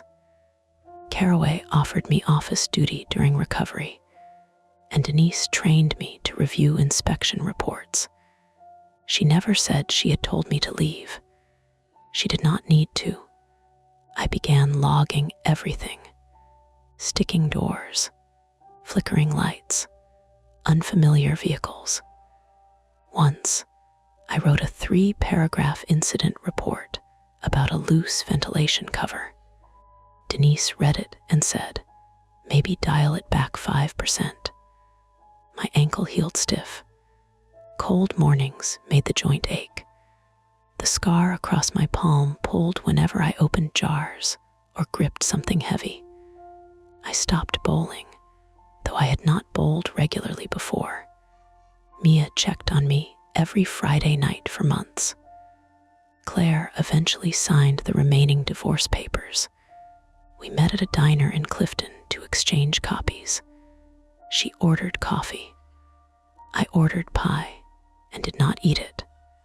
Before leaving, she said, "You tell the truth faster now." I'm practicing. Keep practicing. That was as close to kindness as either of us trusted ourselves with. The red ball remained in police evidence until the following spring. After the case was transferred to federal financial investigators, Detective Bell called and asked whether our family wanted it returned when proceedings ended. Mia said no. My mother said it belonged to me. I said the state could destroy it.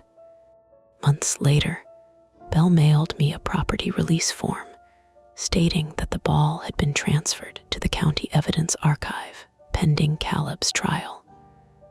I filed the form in a drawer. That should have been the end. Most endings are paperwork. Then, on the first Friday in December, my work email received an automated calendar invitation.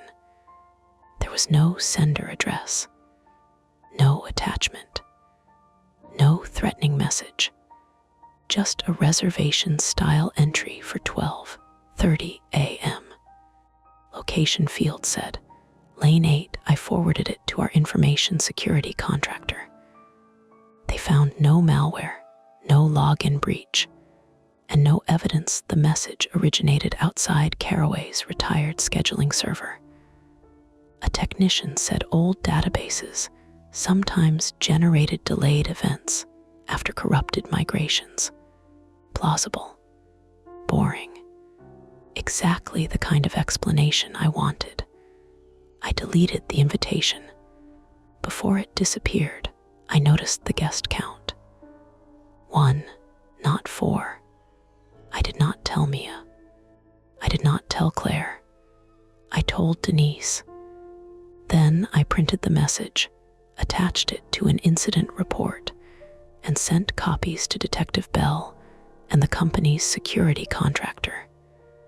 Fear still made me want to hide things. That part had not changed. What changed was what I did next. I turned on every light in the office. I checked the doors, and I waited until morning.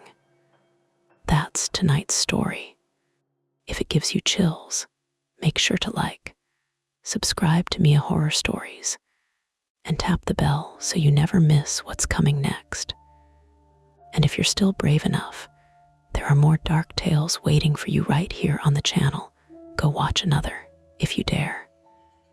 Welcome to Mia Horror Stories.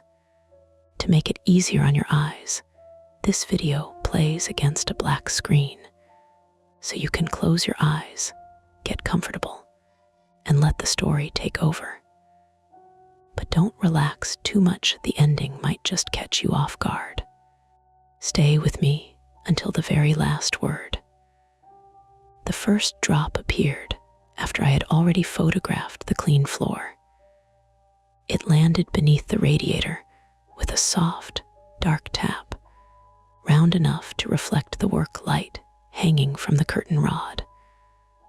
I watched it spread into the grout between two white hexagonal tiles. Then another drop struck 6 inches away. Tap. I looked up at the radiator valve, expecting rust water.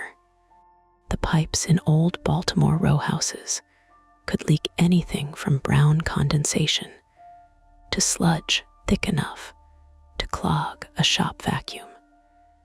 The radiator was dry. Behind me, the negative air machine hummed steadily in the hallway, pulling the room's sour chemical smell through 2 layers of filtration. Plastic sheeting trembled around the doorway. Somewhere downstairs, a truck shifted gears on East Baltimore Street, and the sound climbed through the empty building like furniture being dragged across a ceiling. A third drop hit the tile. That was when I noticed it was red. My name is Daniel Mercer, 34, male, and I clean up after people die. Officially, I was a field technician for harbor restorations and biorecovery, a small company operating out of a cinder block unit near Dundalk. We handled unattended deaths, suicides, assaults, decomposition, hoarding, sewage, and anything else landlords, families, or insurance companies couldn't bring themselves to look at for long. I had been doing it for 7 years, which was long enough to stop thinking of blood as something dramatic. Fresh blood was glossy and bright under LEDs. Old blood turned brown, then black around the edges. It soaked sideways beneath laminate. It crept along tack strips. It hid inside screw holes, under baseboards, behind outlet covers. Blood followed gravity until gravity ran out, and then it followed whatever porous material gave it somewhere else to go. It did not fall from dry radiators onto floors we had already cleaned. I crouched without touching the droplets. The room had belonged to a man named Howard Vale, according to the work order. 58, white male, found dead 3 days earlier in an upstairs bedroom of a vacant rental property on North Patterson Park Avenue. The death had been classified as an apparent suicide pending final medical examiner review. Police had released the scene that morning. That was all the information we had been given. The room itself was narrow, maybe 11 feet by 14, with a single front window overlooking a line of brick houses and parked cars.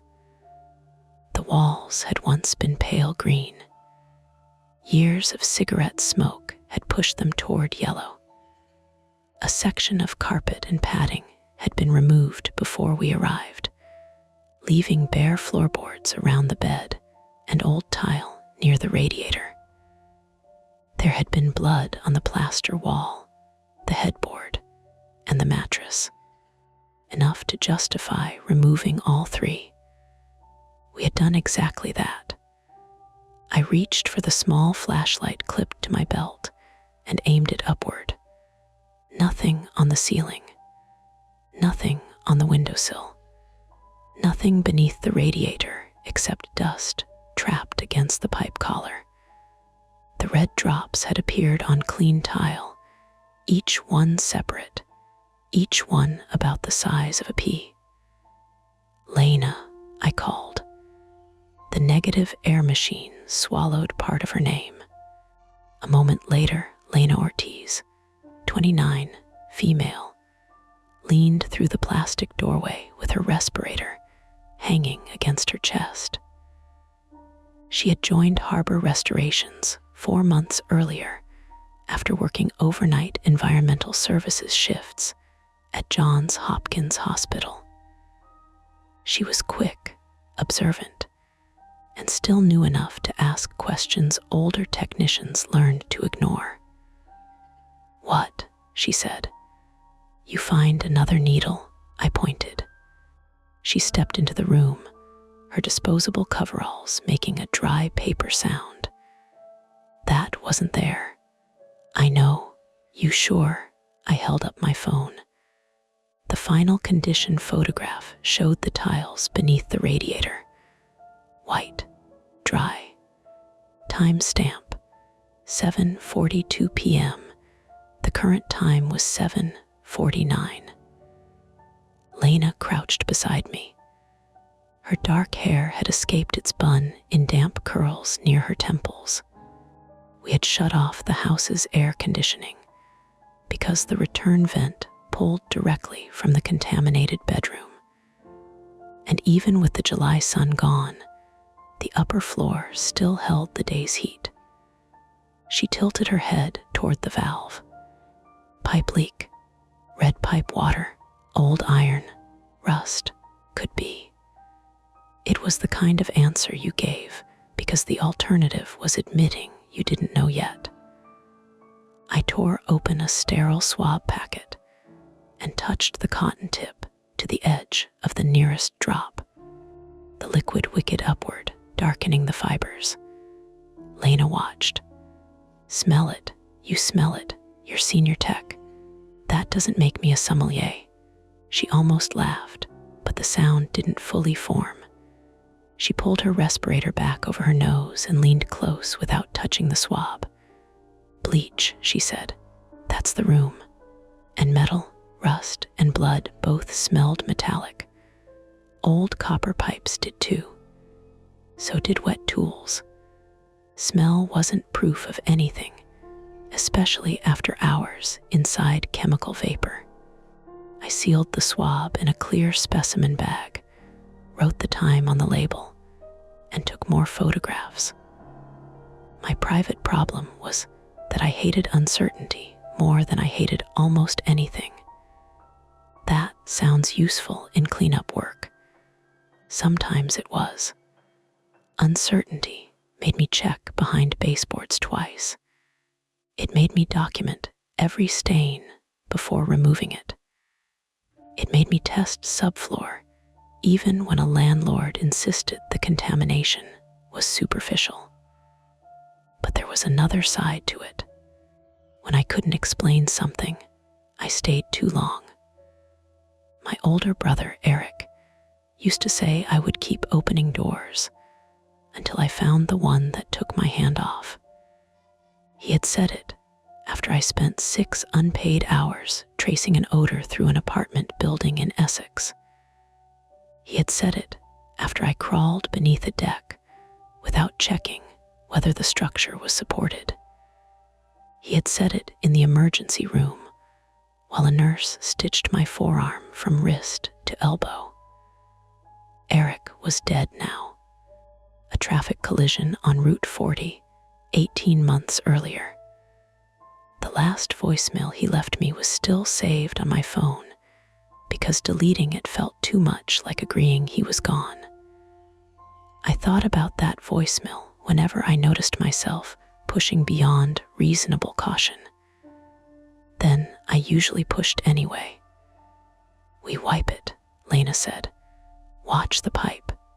If it comes back, we call Marcus." It already came back. I mean, after we wipe it again. I took an absorbent pad from the kit and pressed it over the droplets. The liquid transferred easily, leaving faint pink shadows in the grout.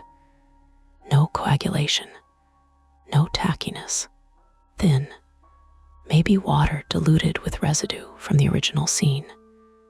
That explanation fit better.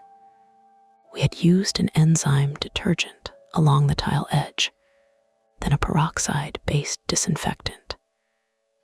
if contaminated liquid had seeped beneath the radiator feet during the initial event, cleaning solution could have loosened it.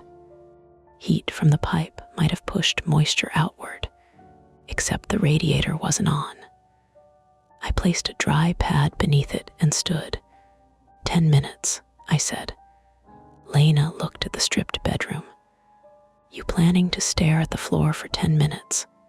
Yes, I'm going downstairs. Marcus wants the waist count before 8. She stepped back through the plastic. Her boots squeaked on the protective runner in the hall. The room settled into machine noise. I stood alone beneath the work light. Without the mattress and carpet, every sound had a sharper edge. The negative air unit produced a steady mechanical drone, but underneath it I could hear smaller things. The faint electric buzz of the light, water ticking through pipes in the adjoining wall, tires hissing across damp pavement outside.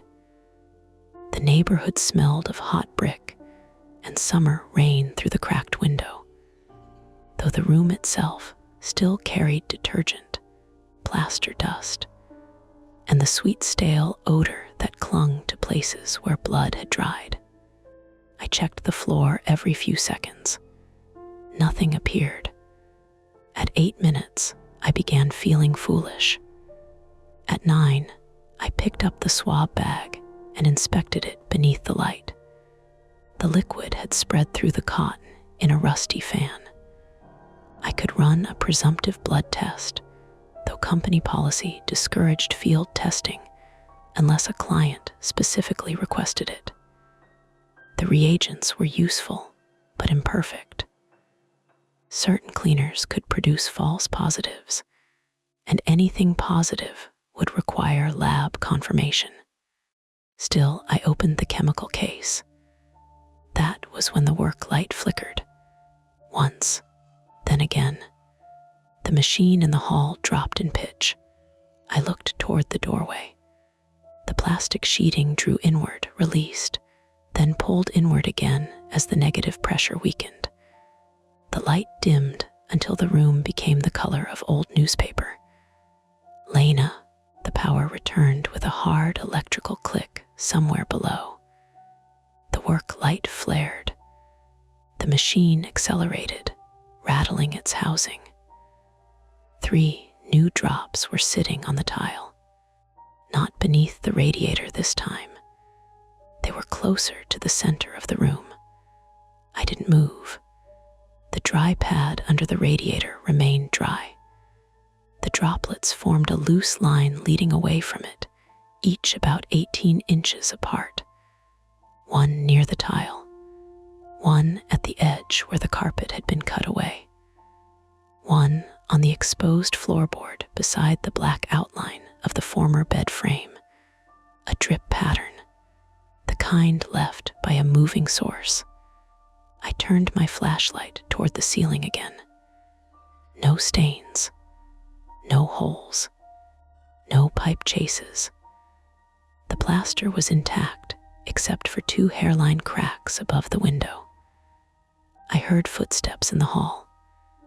Lena came back carrying a clipboard, followed by Marcus Bell, 46, male, our operations manager, and the owner's younger brother.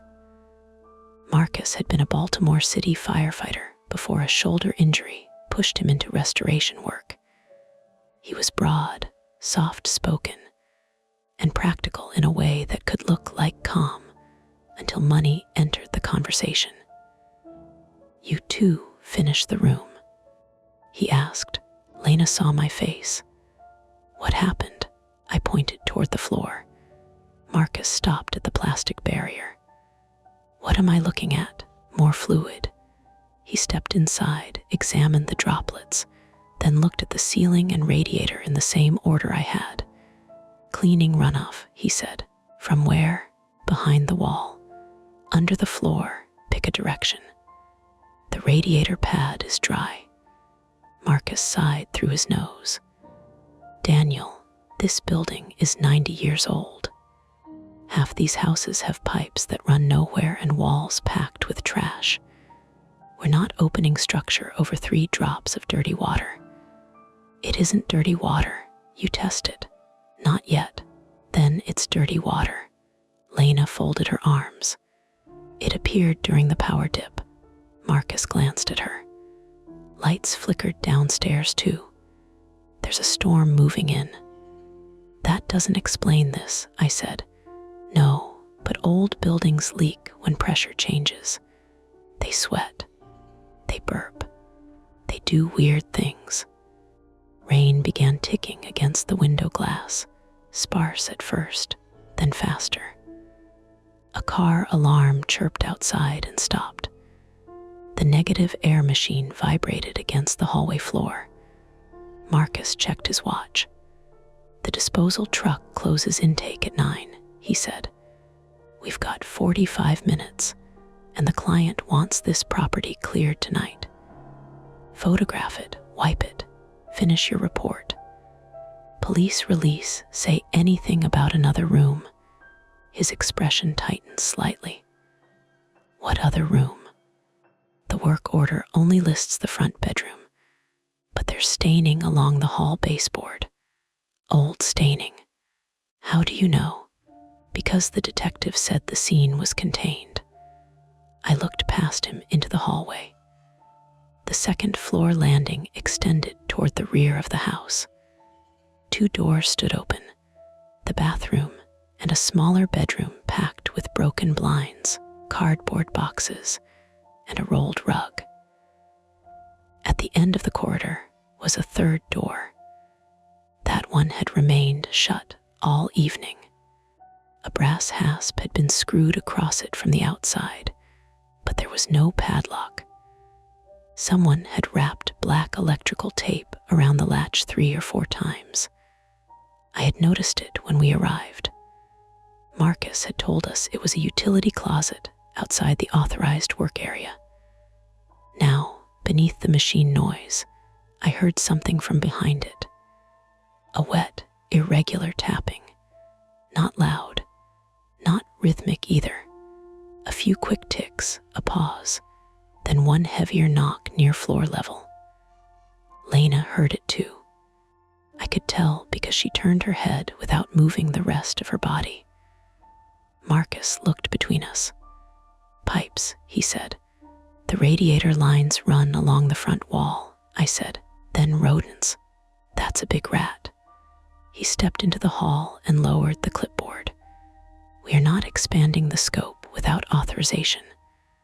I followed him to the landing. Up close, the tape around the rear door looked recently applied. Dust coated the frame, but the tape was clean and glossy. Line of dark discoloration showed beneath the threshold. It could have been old water damage. It could have been adhesive. It could have been 100 harmless things. The tapping stopped. My phone buzzed inside my coveralls. A message from the property manager. Found an old key in lockbox marked rear room. Detective says not evidence. Can dispose. A photograph accompanied it. The key was brass, taped to a white plastic tag. Lena read the message over my shoulder. Marcus held out his hand. Give me the phone. I didn't. From the front bedroom came another soft tap. We all looked back. A dark drop had appeared on the exposed floorboard just beyond the plastic sheeting. Then another landed in the hallway, closer to us.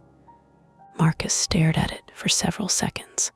His jaw shifted as though he were grinding a back tooth. We wipe it and leave, he said. Lena looked toward the taped door. Or we make sure there isn't a leak back there contaminating the floor. That isn't our job. It becomes our job if it travels into the clean zone. Marcus looked at me. He knew what I was thinking before I said anything. He also knew my habit of turning unanswered questions into unpaid structural investigations. Daniel, he said quietly, choice is simple. We close out the scene and call the property manager tomorrow, or we break that tape, open a room the police didn't include, and take responsibility for whatever's inside. Rain drummed harder against the front windows.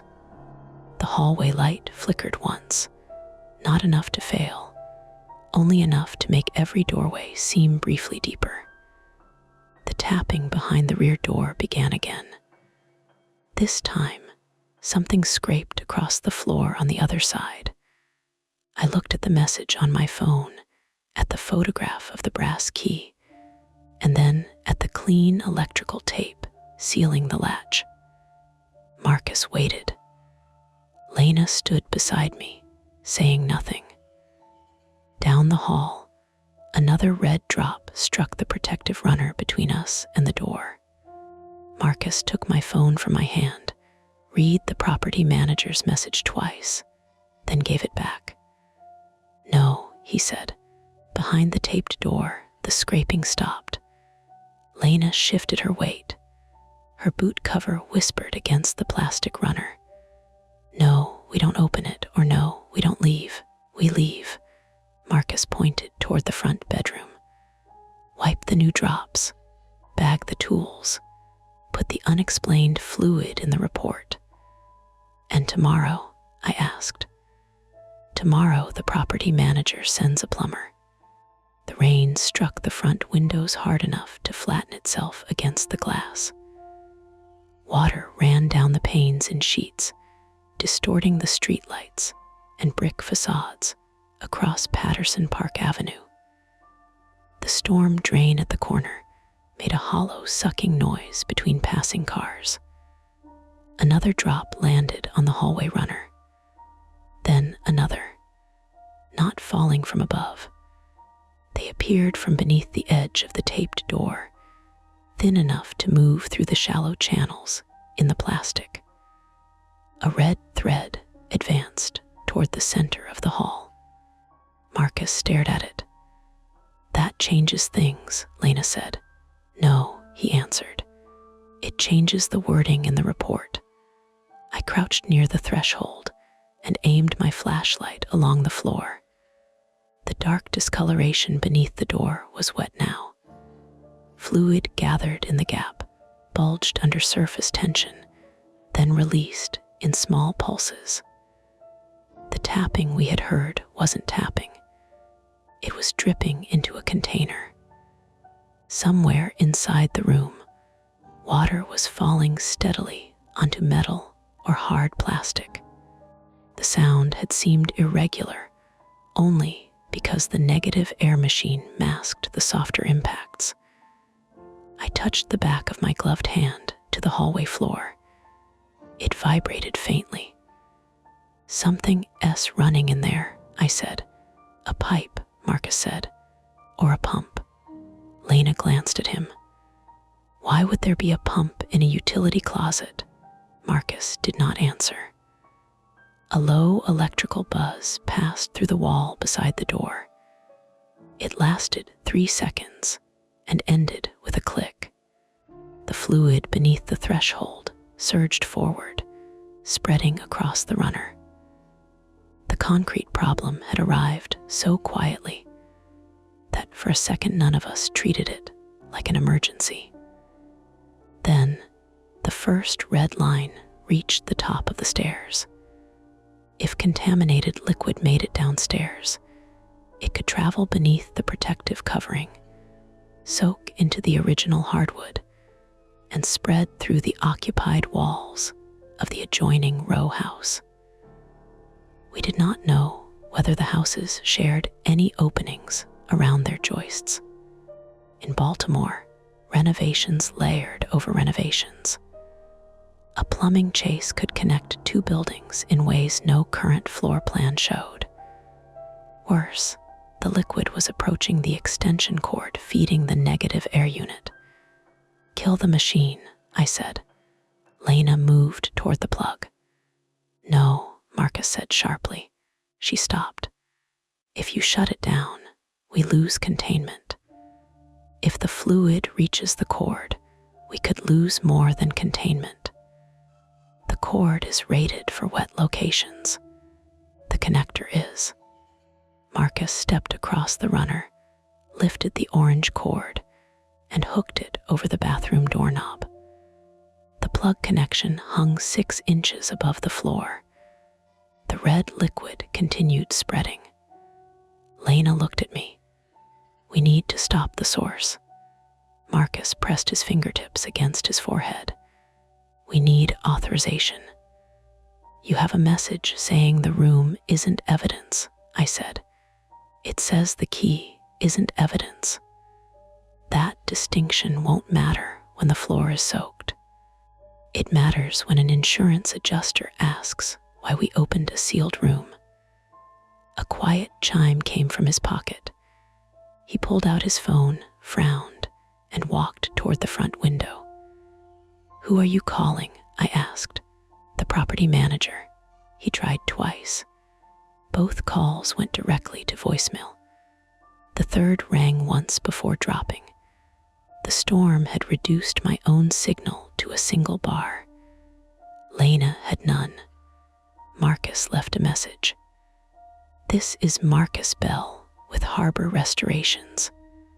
We have active fluid intrusion from the rear second floor room.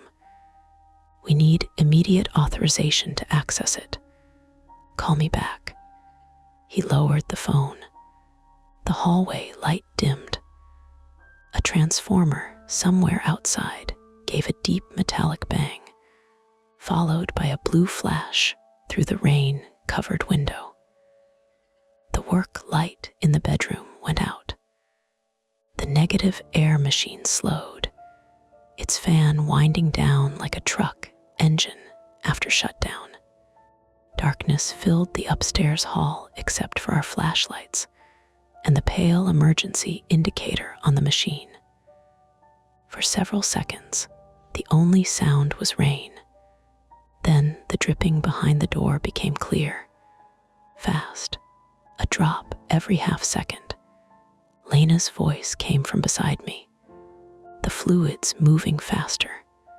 I swept my beam toward the threshold. She was right.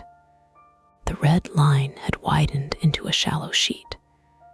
It ran over the runner, followed its folded edge, and poured toward the stairs. Marcus cursed under his breath. We open it, I said. He looked at me in the flashlight glare.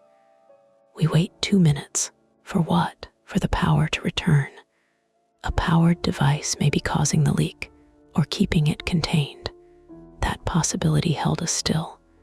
A sump pump, a transfer pump, a condensate system, something that had stopped when the electricity failed. The liquid reached the first stair tread. I saw Marcus make the calculation.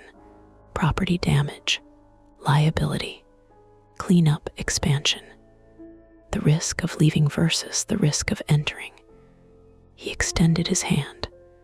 Key. We don't have it, Lena said. The property manager said it was in the lockbox, I replied. The lockbox was downstairs, attached to the rear kitchen door. Marcus looked toward the stairs. I'll get it. I'll go, Lena said. No, stay with Daniel. He descended carefully, one hand on the rail, and his phone flashlight aimed at the steps. The liquid followed in thin branches around his boot prints. Lena and I stood outside the taped door. The electrical tape had begun to peel where moisture touched it. One end lifted from the brass hasp and curled outward. Lena pointed her flashlight toward the wall. You notice that? There were fresh screw heads in the hasp. The brass was old and tarnished, but the 4 Phillips screws holding it to the frame were bright zinc. No paint in the grooves, no dust. Someone had installed it recently. When did Howard die? She asked. Found 3 days ago. It's not what I asked. I checked the work order on my phone. Estimated time of death, 24 to 48 hours before discovery. So possibly 5 days ago. Yes, and somebody had time to put this on afterward, maybe before, with new screws. I did not answer. Water continued dripping on the other side. Underneath it, I heard a different sound. A soft, mechanical rattle followed by a sliding clunk. Lena leaned closer. "Don't," I said. "I'm listening." From back there. She ignored me and placed the side of her head near the door without touching it. Her breath fogged the inside of her face shield. "There's a motor trying to start," she whispered. The noise came again. Buzz, rattle, click. The liquid surged beneath the door immediately afterward. I aimed my light at the hinges. The pins were on our side, painted over but removable. "We could pull the pins," I said. "Marcus will love that. We may not have time for the key." "Daniel," she said my name differently. Not as a warning, as a question. "What? Why is there blood coming out of a room that wasn't part of the death scene?" "It may not be blood. You saved a sample." "Yes, because you think it is." "I saved it because I don't know." That was the honest answer, but it did not sound reassuring. My need to know had kept us upstairs. I understood that suddenly and completely. Marcus would have cleared the room, documented the leak, and left. Lena probably would have gone with him. I had been the one staring at droplets, tracing patterns, asking about floor plans and unauthorized doors. Eric's voice arrived in my memory without invitation. "You keep opening doors." I could picture him in the emergency room, leaning against the beige wall while a nurse cleaned the cut on my arm. He had looked angry then, but the anger had been built around fear.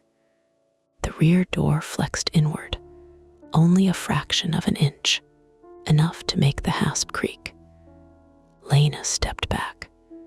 Pressure, maybe, from water. Air pressure. The negative air machine was off, so the upstairs pressure should have equalized. Yet something inside the rear room was pushing against the door in slow pulses. I reached toward the hasp. Lena caught my wrist. "Wait for Marcus." Normally, I disliked being touched while working.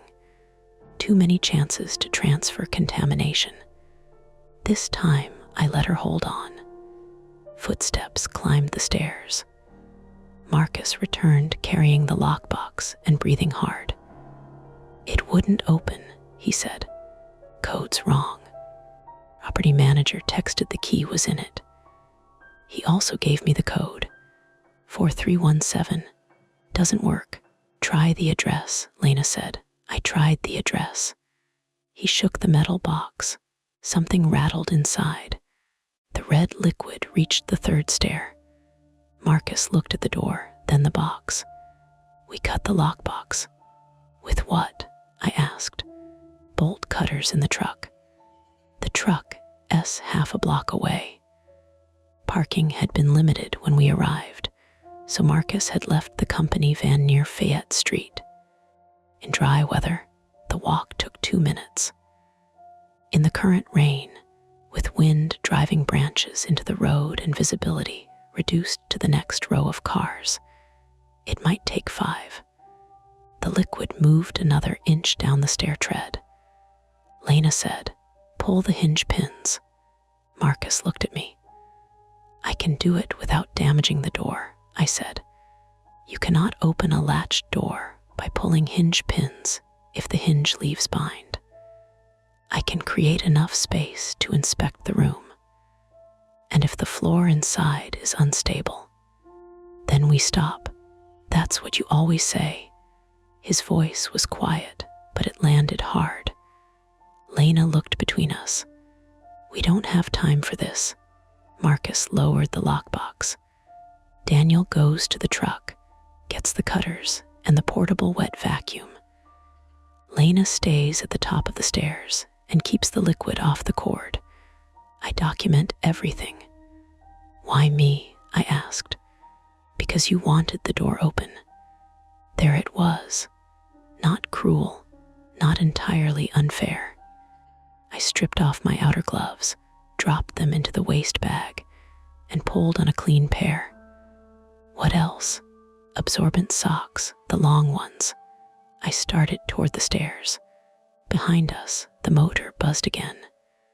This time the sound continued longer. 5 seconds, 10. The door trembled against the frame.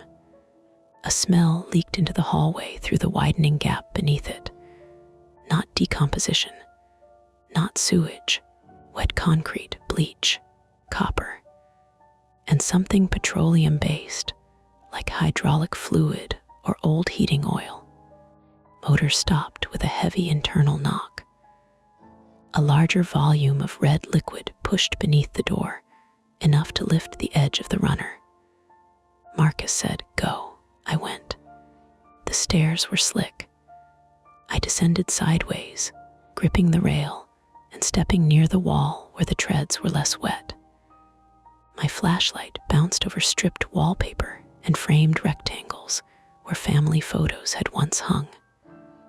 The first floor smelled cleaner than upstairs. Dust, old cooking grease, wet air entering through gaps around the back door. I passed through the kitchen and reached the small enclosed yard. Rain struck my face shield so hard I could barely see. The alley behind the row houses had become a shallow, moving stream. Water rushed along the cracked pavement, carrying leaves, cigarette packs, and a white plastic takeout container that spun in place against a storm grate.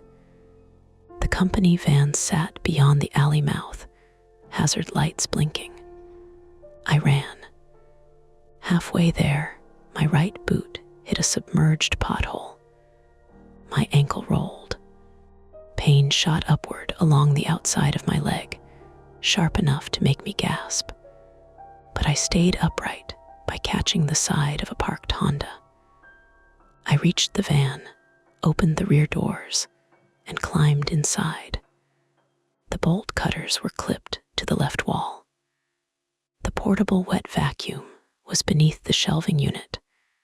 The absorbent socks sat in a sealed blue bag. I loaded everything near the rear bumper, then noticed the van floor was wet. A thin stream of water came from beneath the equipment rack. At first, I assumed rain had entered around the door seals. Then my flashlight caught the color. Pink. A 5-gallon waste container had tipped onto its side. It was one of ours, sealed after removing contaminated absorbent material from Howard Vale's bedroom. The locking lid remained attached, but one side had split near the bottom. Diluted red fluid seeped through the crack, pooling beneath the shelves. The container had been intact when we loaded it. Company policy required 2 people to inspect each container before transport. Lena had checked the lid. I had signed the manifest. I crouched, careful of my ankle. A dent marked the container near the split. Narrow, straight-edged, it looked as if something heavy had struck it. The shelving above was secure. No tools had fallen. My phone rang. "Marcus," I answered. "I found a damaged waste container in the van. It's leaking. Leave it. Bring the cutters. It's contaminated. So is the house. It can't stay like this for transport. We are not transporting anything right now." His breathing sounded fast. "What happened?" The door moved. I gripped the phone tighter. "How?" The lower hinge screws pulled out of the frame. "Did you touch it?" "No." Behind his voice, I heard Lena say something I could not make out. Then a sharp wooden crack came through the call. Marcus shouted her name. The line filled with static. "Marcus." No answer. "Marcus." A crash sounded upstairs, distant through the house, and immediate through the phone at the same time. Then Lena screamed. Not for long. One short burst, followed by the hard clatter of the phone hitting the floor. The call disconnected. I left the leaking container where it was. I grabbed the bolt cutters and absorbent socks, abandoned the vacuum, and ran back through the rain. My ankle buckled twice in the alley. Each step sent a clean stab into the joint, but the pain stayed mechanically understandable: ligament, swelling, weight. Something I could name. The back door of the row house stood open. Water blew across the kitchen floor.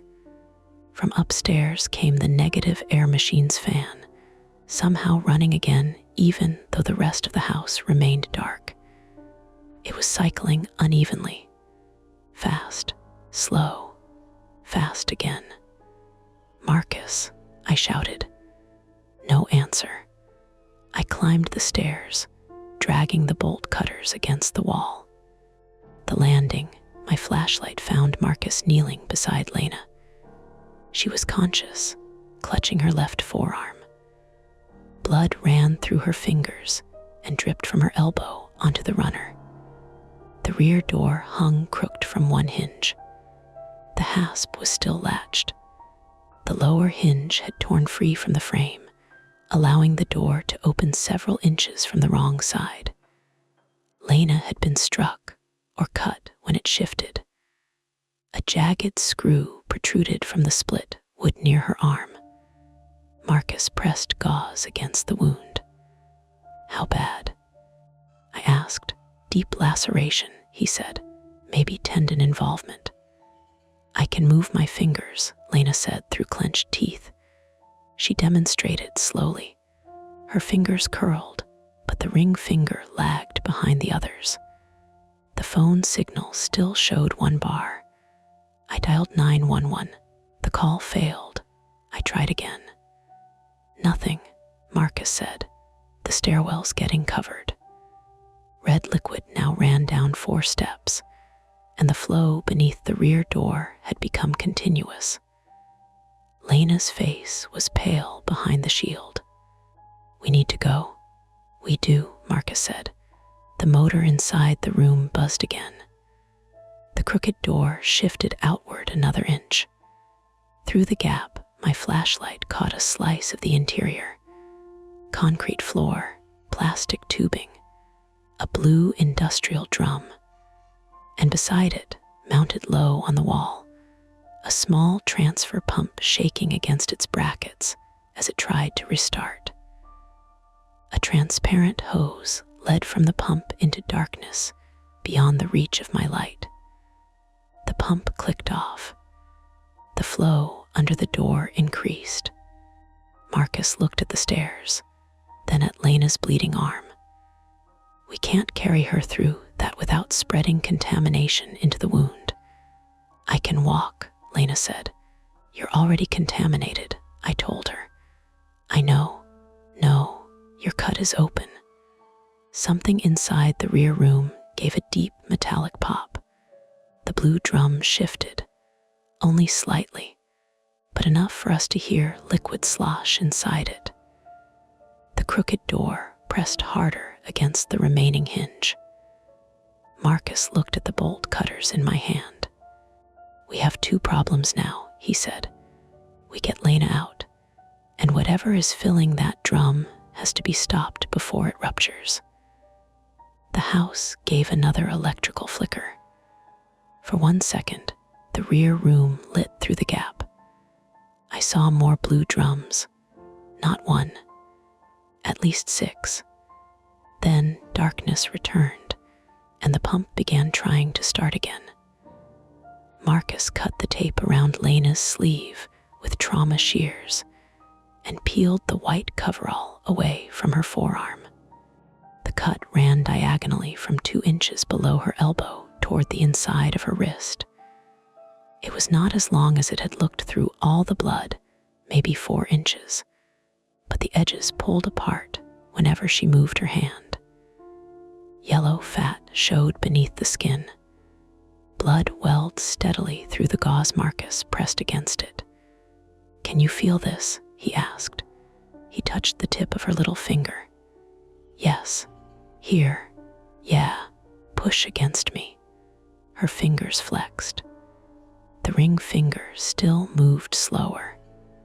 Marcus looked at me without saying what we were both thinking. Tendon damage was possible. Nerve damage too. Neither could be fixed in a dark hallway with a first aid kit. We were standing on the second-floor landing. The front bedroom, where Howard Vale had died, was to our right at the street side of the house. The bathroom opened directly across from it. The smaller, cluttered bedroom sat behind the bathroom. The sealed rear room occupied the full width of the back of the second floor, above the kitchen. The staircase dropped between the front and rear halves of the house, turning once at a narrow landing before reaching the first-floor hall. Red liquid had already crossed the top 4 steps.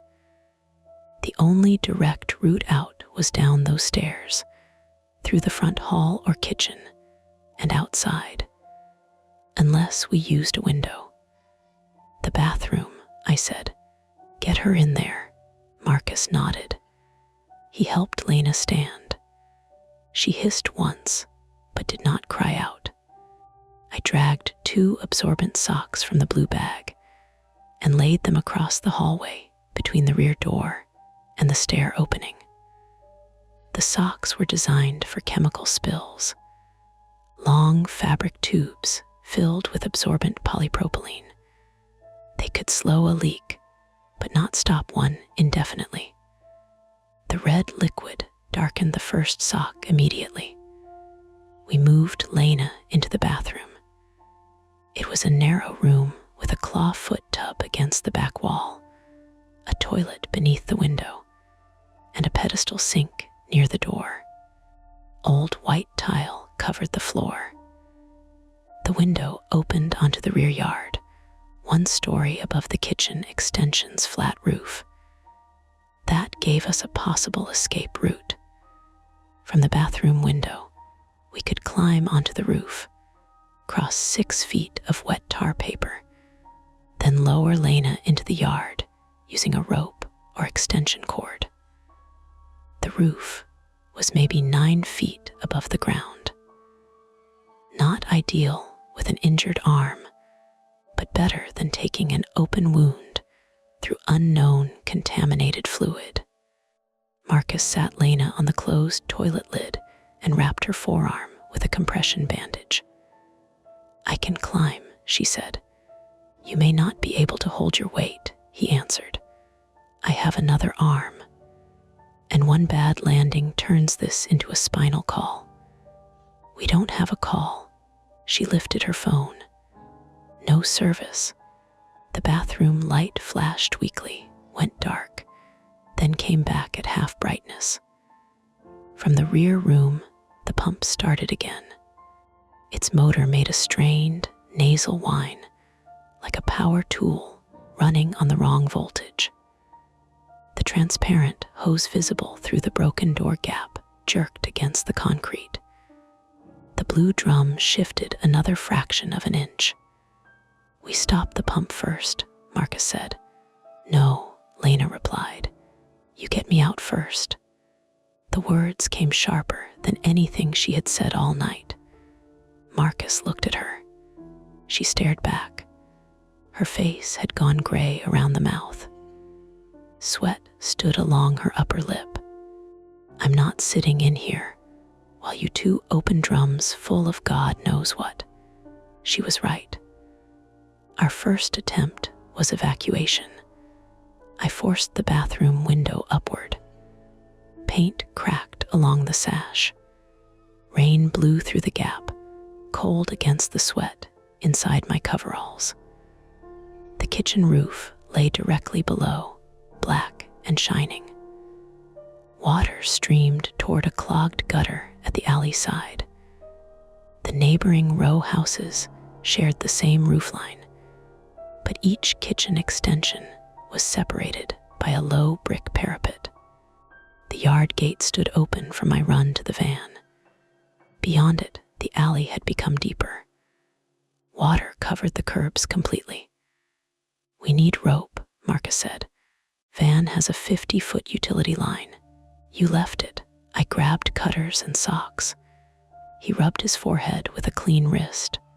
"Of course. I can use extension cord," I said. "No, it's rated for 300 pounds. That rating is electrical, not fall arrest. We're lowering her 10 feet, not rappelling." Lena leaned forward, elbows on her knees. "Stop discussing me like freight." The window gave a small bang. All three of us turned. Something pale had risen outside the glass. For half a second, it looked like a face. Flat, white forehead, dark eye sockets, mouth stretched open. Lena jerked backward and struck the toilet tank. Marcus raised his flashlight. The thing slapped against the window again. Then it folded. A soaked plastic grocery bag had caught on a broken television antenna mounted to the kitchen roof. Wind had inflated it and pressed it against the glass. The dark shapes were printed lettering blurred by water. Marcus exhaled slowly. "Jesus," Lena laughed once. It sounded painful. "Glad we've identified the first ghost." The joke eased something in the room, but only for a moment. I leaned out the window and tested the roof with the heel of my hand. The membrane flexed. Too much. I aimed my flashlight along the surface. Near the parapet, the roof sagged around a circular depression. Water pooled there, swirling toward a crack in the tar. Each time the wind gusted, the roof skin lifted slightly from the deck beneath. "Don't step out," I said. Marcus joined me at the window. Rot or delamination. The kitchen ceiling had shown staining when we entered. I had assumed it was old. Now water was getting under the roof membrane. The wood beneath could be soft enough to fail under a person's weight. "We could crawl," Marcus said. With Lena unable to brace on one arm, he did not answer. I checked the side walls. The nearest neighboring kitchen roof was separated by a brick parapet 3 feet high. Even if we reached it, we did not know whether that roof was sound. The bathroom route was unusable.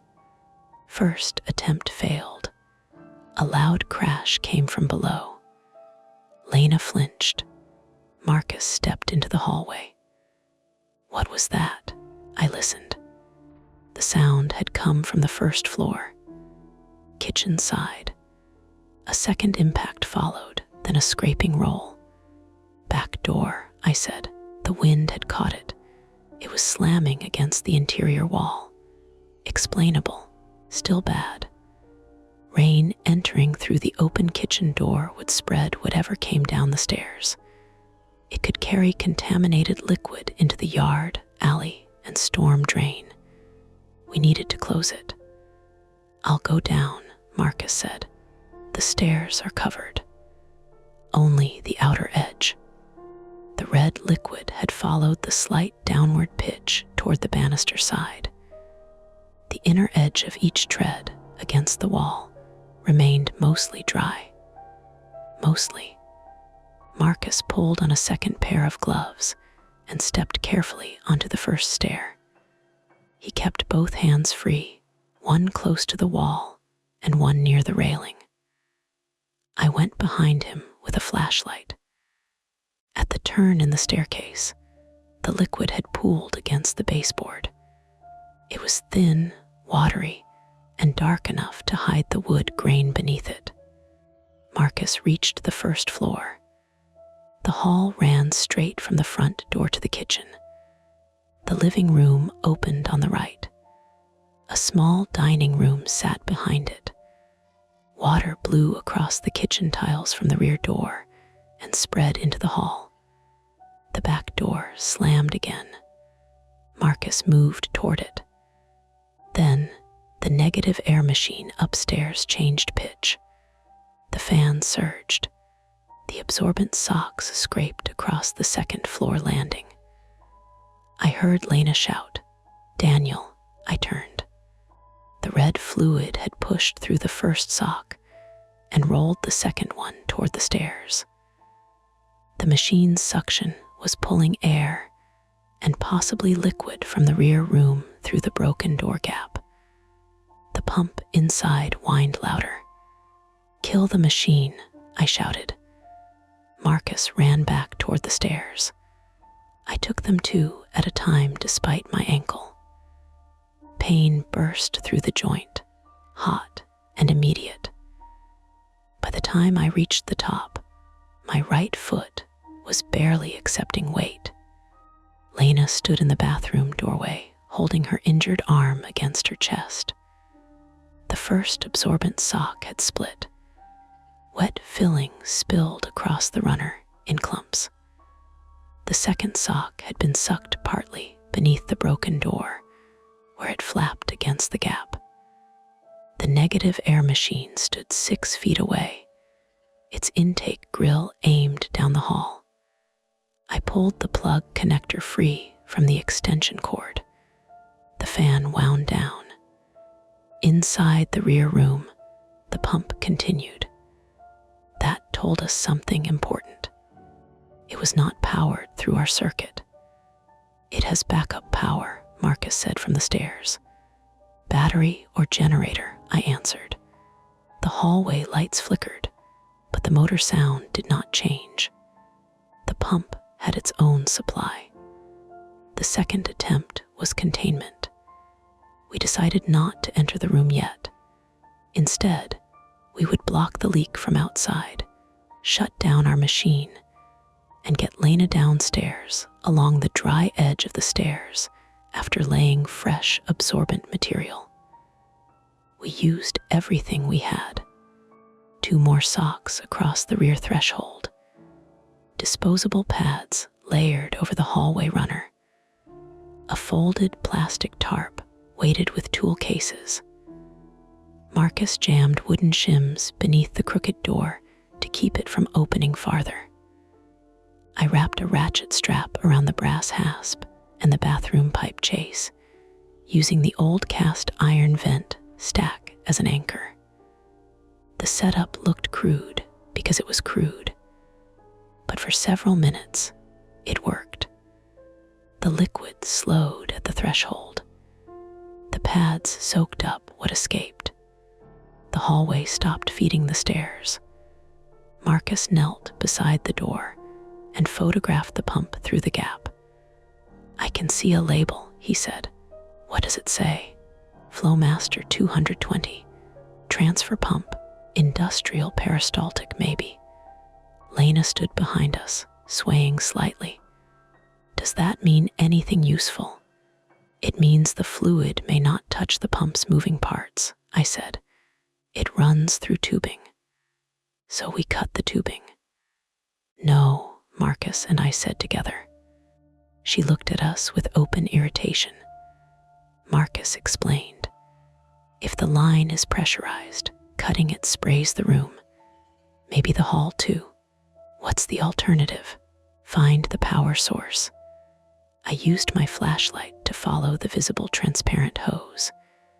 It came out of the blue drum's top fitting, crossed the floor, and disappeared behind a metal shelving unit along the left wall. Another hose ran upward along the back wall. That one entered the ceiling. The red fluid was not originating in the room. It was being moved through it, possibly from above. "There's an attic?" Lena asked. "Not on the work order," I said. Baltimore row houses often had shallow roof spaces rather than usable attics.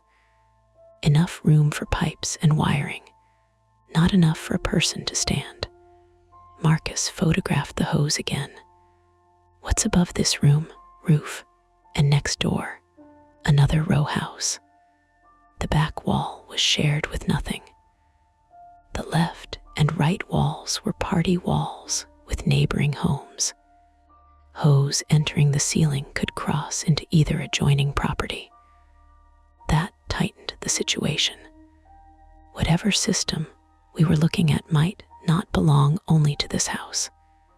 The containment held for 6 minutes. Then the ratchet strap snapped. The metal hook tore free from the bathroom pipe chase and struck the wall hard enough to chip plaster.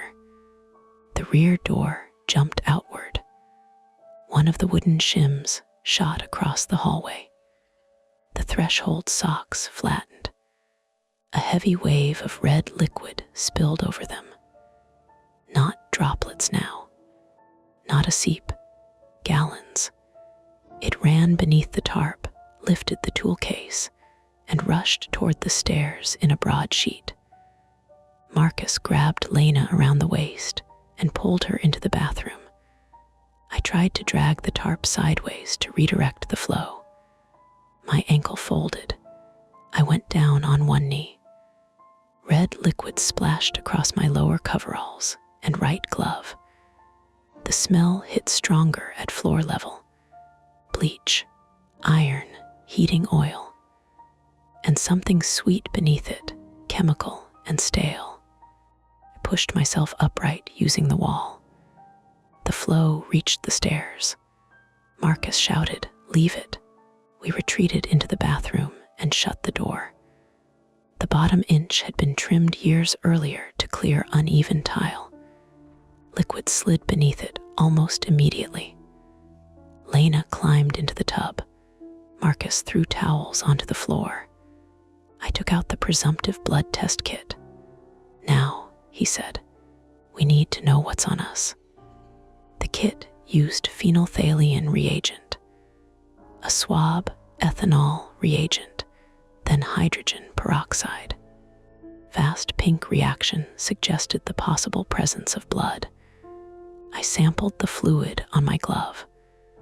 The swab turned bright pink almost instantly. Lena stared at it. "That's blood. It's presumptive. Bleach can interfere.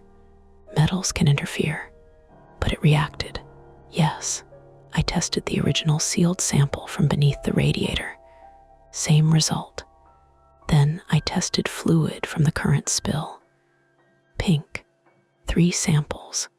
3 reactions. Not proof, but enough to treat everything as blood contaminated. Marcus's face tightened. How many gallons can be in those drums? 55 each. At least 6 drums. Lena looked toward the bathroom door. That much blood doesn't come from one person. "No," I said. The room went very still except for rain and her breathing. We had not answered the central question. We had only made it worse. A siren sounded outside, faint at first, then louder. Marcus crossed to the window. Fire department. Relief struck me so quickly it felt physical. He shoved the sash higher and waved his flashlight toward the alley. The siren passed the block, did not slow, continued west. A second siren followed it, then another, probably storm calls, flooded basements, downed wires, accidents, not us. Lena sat on the edge of the tub. "Can we trigger the alarm system?" "There isn't one," Marcus said. "Break a front window. In this, whether no one may notice." "We make it to the front door," I said. "Use the wall side of the stairs." Marcus opened the bathroom door 1 inch. The hall was ankle deep near the rear room and still rising. The liquid poured down the staircase now, covering every tread. The first floor hall had become a channel. Rainwater from the kitchen mixed with the red fluid and carried it toward the front of the house. The front door was no longer safely reachable without crossing it. "We use the small bedroom window," I said. cluttered bedroom faced the rear yard at an angle over the kitchen roof, but its window opened above a narrow side section of the extension where the masonry wall might support more weight. We moved into the hall one at a time, stepping over the deepest flow. Marcus got Lena across first.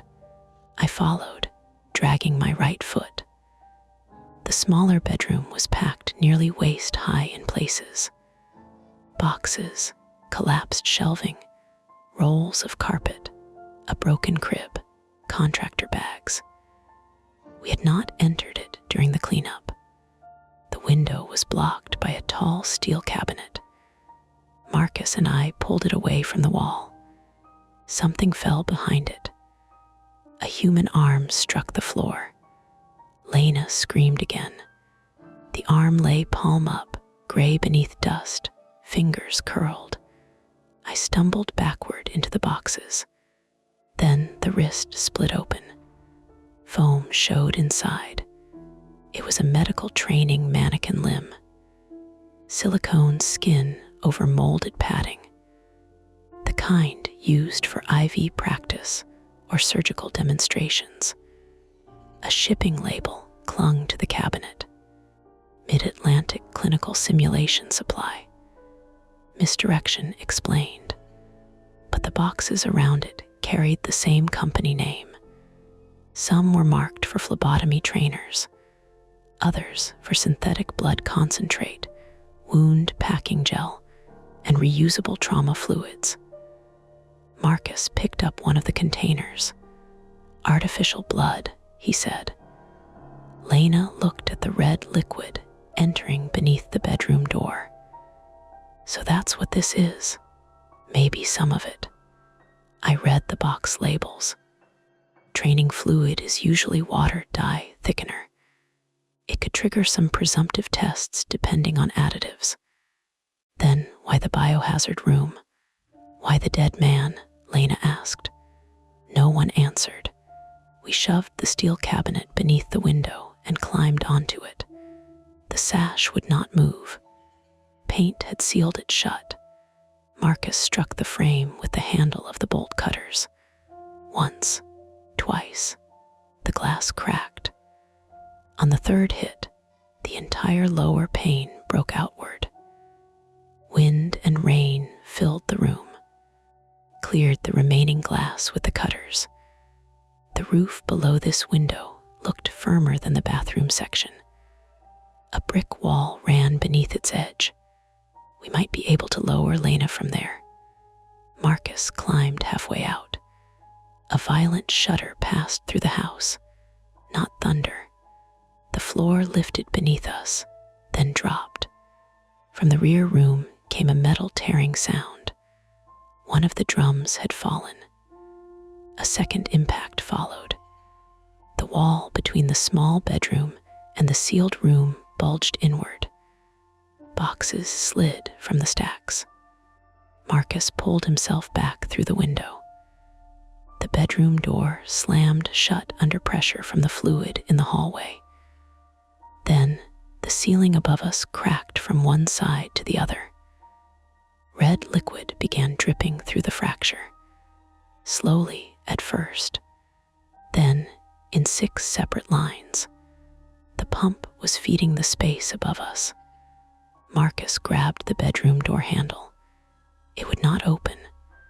The rising fluid in the hall had pressed something heavy against it. I pushed beside him. The door moved half an inch and stopped. Behind the wall, another drum rolled. The impact punched a jagged hole through the plaster near the floor. A blue cylinder pressed partly into the bedroom. Its steel side was dented. The lid had swollen upward. A transparent hose remained attached to its top fitting, stretched tight through the broken wall. Lena stared at the roof outside. We go now. Marcus looked down. A section of kitchen roof membrane peeled back in the wind, revealing black, rotted plywood beneath. The stable-looking root had been an illusion. The roof was failing. Behind us, the drum lid gave a sharp metallic ping. I saw the hose tremble. Something was still pumping into it. The cracked ceiling began shedding wet plaster. We had lost the stairs. The bathroom roof could not hold us. The bedroom roof was rotting open beneath the storm. The door was blocked, and the unstable drum was now inside the room with us. Marcus raised the bolt cutters. "We cut the hose," he said. "You said it could spray," Lena replied. "It can.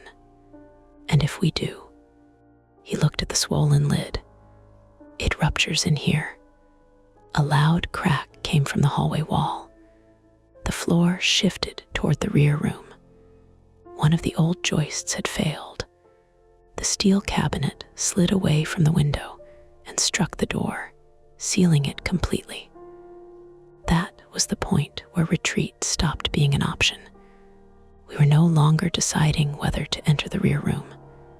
The rear room was coming through the wall. Marcus positioned the bolt cutters around the transparent hose. "Not yet," I said. The lid had domed upward almost an inch. Every few seconds, the hose stiffened, then relaxed.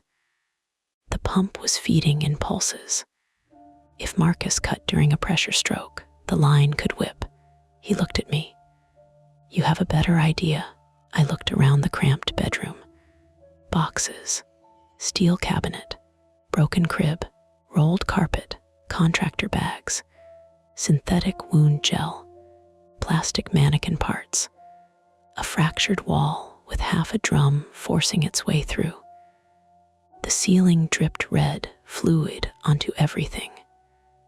Tap, tap, tap. The room smelled like wet plaster, copper, and chemical fruit syrup. "Clamp it first," I said.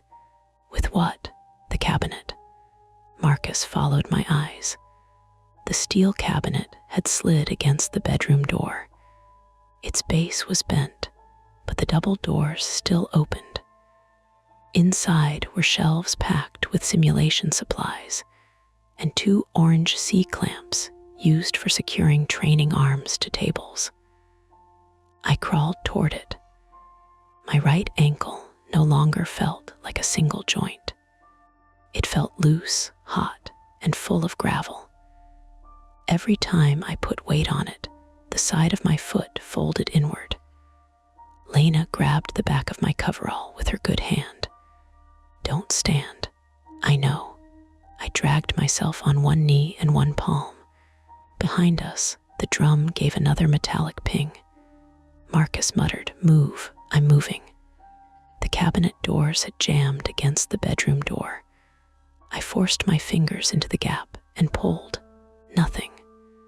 I used the heel of my left hand. The latch released. The door swung open and struck my shoulder. 2 mannequin torsos leaned from the upper shelf. One fell forward, a pale rubber face dropping into mine. I shoved it aside and found the clamps beneath coiled IV tubing. "Got them." I tossed one to Marcus. He caught it with one hand. The room tilted another fraction toward the rear. Boxes shifted. A plastic bin slid across the floor and struck Lena's shin. She did not react at first. Then she looked down, as though surprised to find she still had legs. "Stay awake," Marcus told her. "I am awake. You're fading. I'm listening to you insult me." "Good." He fixed the clamp around the hose near the drum fitting and tightened it. The tubing flattened, but not completely. It was reinforced, braided beneath the clear outer layer. I took the second clamp. "Farther back," I said. 2 points. Then cut between. Marcus nodded. I reached through the broken wall. The rear room lay on the other side. My flashlight beam shook across concrete, metal shelving, drums, and an overturned utility cart. The room was not a utility closet. It had been built as a small processing space. Plastic sheeting covered portions of the walls. A floor drain sat near the center. A portable generator stood on a raised pallet at the back, its exhaust hose routed through a crude opening in the roof. That explained the independent power. Beside it was the pump, a black peristaltic unit bolted to a low bench, chewing steadily on another length of tubing. The line attached to our drum ran from the pump's discharge side. The intake line disappeared through the ceiling. A laminated instruction sheet had been taped above the bench. Even from the bedroom, I could read the heading: Simulated Trauma Fluid Reclamation below it, in marker. Someone had written, "Do not run with return valve closed. The return valve was closed." Its red handle sat perpendicular to the pipe. "That's the problem," I said. Marcus kept tightening the first clamp. "What? The system is pumping into closed storage. The return valve's shut. Can you reach it? Not from here." The valve was 4 feet inside the rear room beyond the fallen drums. The pump continued feeding pressure. We could cut the line, or someone could enter. Lena saw what I was looking at. No, I didn't say anything. "You don't have to." The floor groaned beneath us. A long wooden crack moved under the carpet from the bedroom doorway toward the shared wall. Marcus looked at the drum. "We cut. If the clamps fail, it sprays. If we don't, the lid goes. The fluid may not be the only thing in it." He stared at me. The petroleum odor had grown stronger. Synthetic training fluid did not smell like heating oil. Something else had been mixed into the system. Maybe disinfectant. Maybe preservative. Maybe waste solvent. Maybe something flammable. The generator ran 10 feet away. Marcus understood. "Then shut the pump," he said. "I'll go." "No, you can't fit through the opening. I can make it bigger." "With what time?" He looked toward Lena. She was sitting against the broken crib, holding her wrapped arm against her chest.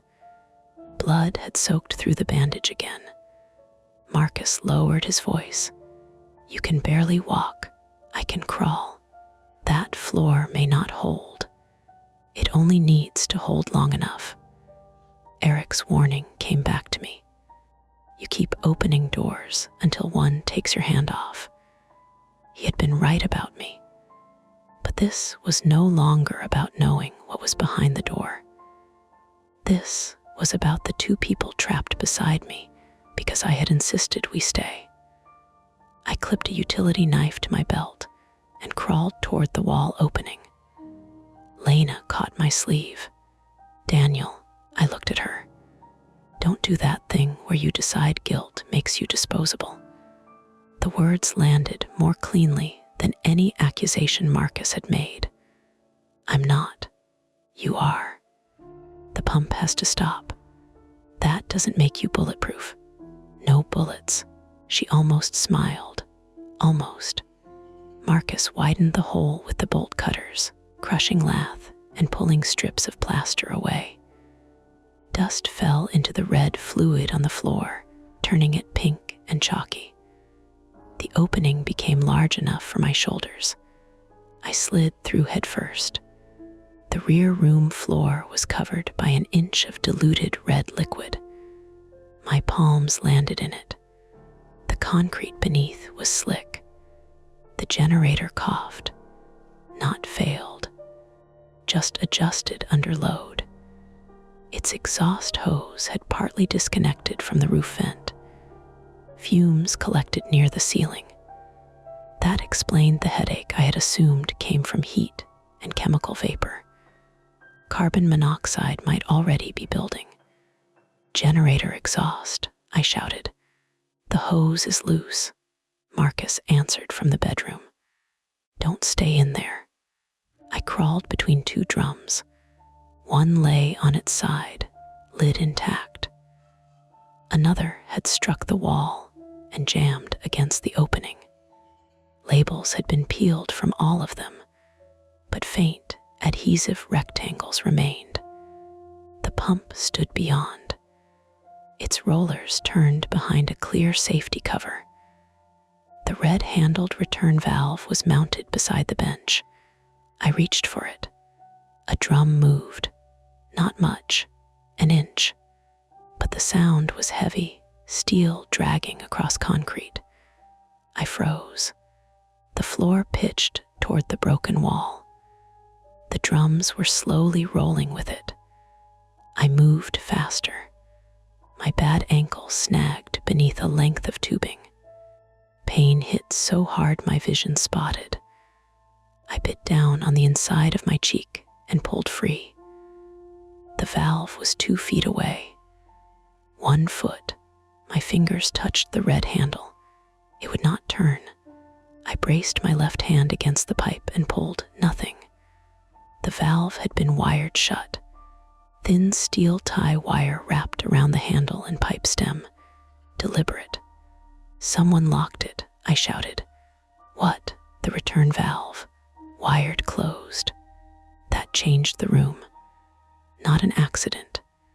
Not storm damage alone. Someone had prevented the system from relieving pressure. I pulled the utility knife. The blade skated off the wire. Behind me, a drum rolled another inch. Marcus shouted, "Daniel, get out." I sawed harder. The knife slipped and cut through my glove into the base of my thumb. A bright line opened in the skin. Blood rose immediately. Real blood, not pink fluid, not training concentrate, darker, thicker. I switched hands. The wire frayed. The swollen drum in the bedroom let out a gunshot crack. Lena screamed my name. Marcus shouted, the lids separating. I hacked at the wire. One strand broke, then the other. I grabbed the valve and pulled. It moved a quarter turn. The pipe shuddered. A pressure wave struck the system. The clear line snapped rigid. One of Marcus's clamps tore loose and hit the wall. Red fluid sprayed through the bedroom opening. Marcus threw himself over Lena. The second clamp held, barely. I pulled the valve farther, half open. Fluid roared through the return pipe. The sound was deep and violent, like water released from a hydrant. The swollen drum lid lowered slightly.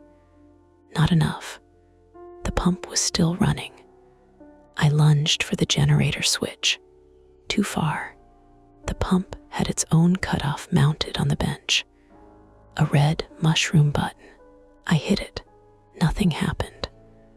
Emergency stop had been taped in the depressed position, then bypassed with 2 wires running to a small external control box. Another deliberate modification. The pump continued turning. I grabbed the power cord. It ran beneath the bench to the generator. I pulled. The plug would not come free. A locking collar held it in place. I twisted it. The collar resisted. My cut hand slipped. The generator coughed again. A flame appeared briefly at the exhaust connection. Small, blue-edged, it vanished, but the plastic sheeting above it had begun to darken. Fire risk, I shouted. Marcus's voice came through the wall. Cut power. I'm trying. The nearest drum rolled. This time it came toward me. I flattened myself against the bench. The steel cylinder passed close enough to brush my boot. It struck the generator pallet and shifted the machine sideways. The exhaust hose tore free. Hot fumes blasted into the room. The generator's fuel can, strapped beside the frame, tipped against its bracket. Gasoline dripped from the cap vent. The motor raced, then sputtered.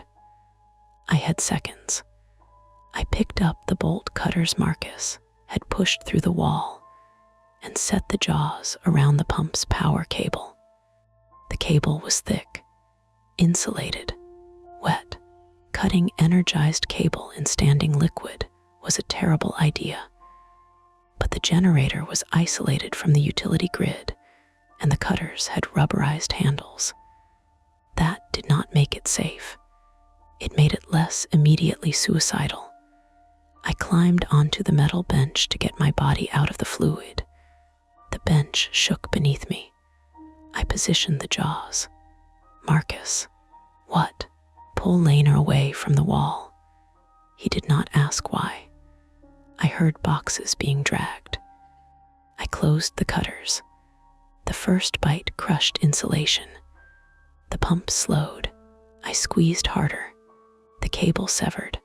A white electrical arc flashed beneath the jaws. The shock struck through my arms and chest, not like a movie. No flying across the room. My muscles locked around the handles. My jaw snapped shut. Every rib tightened at once. Then the circuit broke. The bolt cutters dropped. I fell from the bench into the red liquid. The pump stopped. The generator continued running, but the room changed immediately. No motor strain. No pulsing hose. Only rain, the generator's rough exhaust, and liquid draining through the open return line. For a few seconds, I could not move. My hands curled against my chest. My heart beat irregularly, 2 quick impacts, a pause, then one hard thud. Marcus shouted through the wall. I tried to answer. Air came out, but no words. The swollen drum lid settled with a low metallic groan. Pressure was dropping. The central threat had stopped. Then the plastic sheeting above the generator caught fire. A narrow orange line traveled upward along its edge. The gasoline vent continued dripping. I rolled onto my side. My arms worked again, but poorly. I reached for the nearest absorbent sock lying half submerged beside the bench. It was saturated with red fluid. I threw it at the flame. The wet sock struck the plastic and dragged it downward. Fire hissed, flared once, then died against the soaked floor. The generator kept running. I crawled to it and slapped the main switch. The engine stopped. Darkness swallowed the rear room. Complete this time. No pump, no generator, no hallway lights. Only 3 flashlight beams shaking through the broken wall. Daniel, Lena called, I'm here. My voice sounded distant to me. Marcus pushed his arm through the opening. Can you move? Yes, that was partly true. I crawled toward him. Behind me, something dripped steadily into the floor drain. Reverse flow had begun emptying the pressurized drum through the return line. The level around my hands slowly lowered. When I reached the wall, Marcus grabbed the back of my coveralls and hauled. My injured ankle caught on broken lath. I shouted. He pulled harder. I came through sideways and landed in the bedroom. Lena crawled toward me with one arm. You got shocked. I think so. You think. My heart's doing something weird. Marcus placed 2 fingers against my neck. His own hand was trembling. Fast, he said. Irregular. We still need out. The building answered with a crack beneath us. The rear room floor dropped several inches. One drum rolled into the floor drain and smashed the pipe assembly. Red fluid poured into the opening around it. The bedroom tilted harder toward the wall. The window remained our only route. The roof below was rotten, but the brick parapet ran directly beneath the sill. We could avoid the center of the roof if we stayed on the masonry line. Marcus went first. He lowered himself onto the narrow parapet, testing each movement. Rain struck his face. Wind pushed at his coveralls. "It holds," he said. Lena followed. She could not use her left arm. Marcus braced her from outside while I supported her hips from the room. When she put weight on the injured arm by instinct, the bandage opened again. Blood ran to her fingertips. She made a low sound through her teeth, but kept moving. Marcus guided her onto the parapet. The drop to the yard was 9 feet, too far to jump safely. The utility line was still in the van. We used the rolled carpet.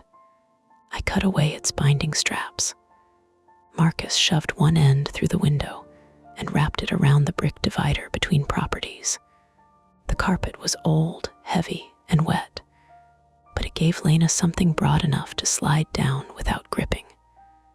Marcus went first, lowering himself hand over hand along the carpet edge. He dropped the final 3 feet and landed badly, collapsing onto one knee. He stood again. "Send her." Lena sat on the sill. For the first time all night, she looked openly afraid. "I can't hold on." "You don't need to," Marcus said from below. "Wrap your legs. Daniel controls the top. I've got you at the bottom." She looked at me. I looped the carpet around her torso and good arm. "This is going to hurt," I said. "Everything already hurts." She slid. Halfway down, the carpet tore along one edge. Her body swung away from the wall. Marcus caught her legs, but not her shoulders. He struck the brick with her left side. The sound was dull. She cried out once. I locked both hands around the carpet and leaned backward, ignoring the electrical ache in my chest. Marcus regained his grip and lowered her the rest of the way. She reached the yard conscious, but her left shoulder hung wrong. Dislocated, maybe fractured, cost. Real and immediate. I climbed out last.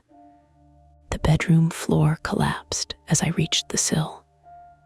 The steel cabinet, boxes, and broken crib dropped through into the kitchen below. Air rushed past me, carrying plastered dust and red mist. The window frame shifted outward. I jumped for the parapet. My left foot landed. My right missed. I slammed against the brick edge and caught it with both forearms. Pain tore through my cut hand. Marcus shouted from below. I pulled myself up using the last strength in my shoulders and rolled onto the parapet. Behind me, the rear wall folded inward. The blue drum disappeared through the floor. The second story did not fully collapse, but the back half sagged into the kitchen extension, sealing the staircase and crushing the room where we had been trapped. I slid down the carpet. My bad ankle hit the yard first. Something gave inside it. I fell. For a while, none of us moved. Rain washed red fluid from our coveralls into the flooded yard. Lena lay against the fence, cradling her injured arm and shoulder. Marcus sat beside her, one knee swelling beneath his torn suit. I lay on my back and watched water pour from the broken gutter. My heart still skipped, but it kept beating. Across the alley, a woman stood beneath an umbrella, staring at the partially collapsed house. She had finally noticed us. Marcus shouted for her to call 911.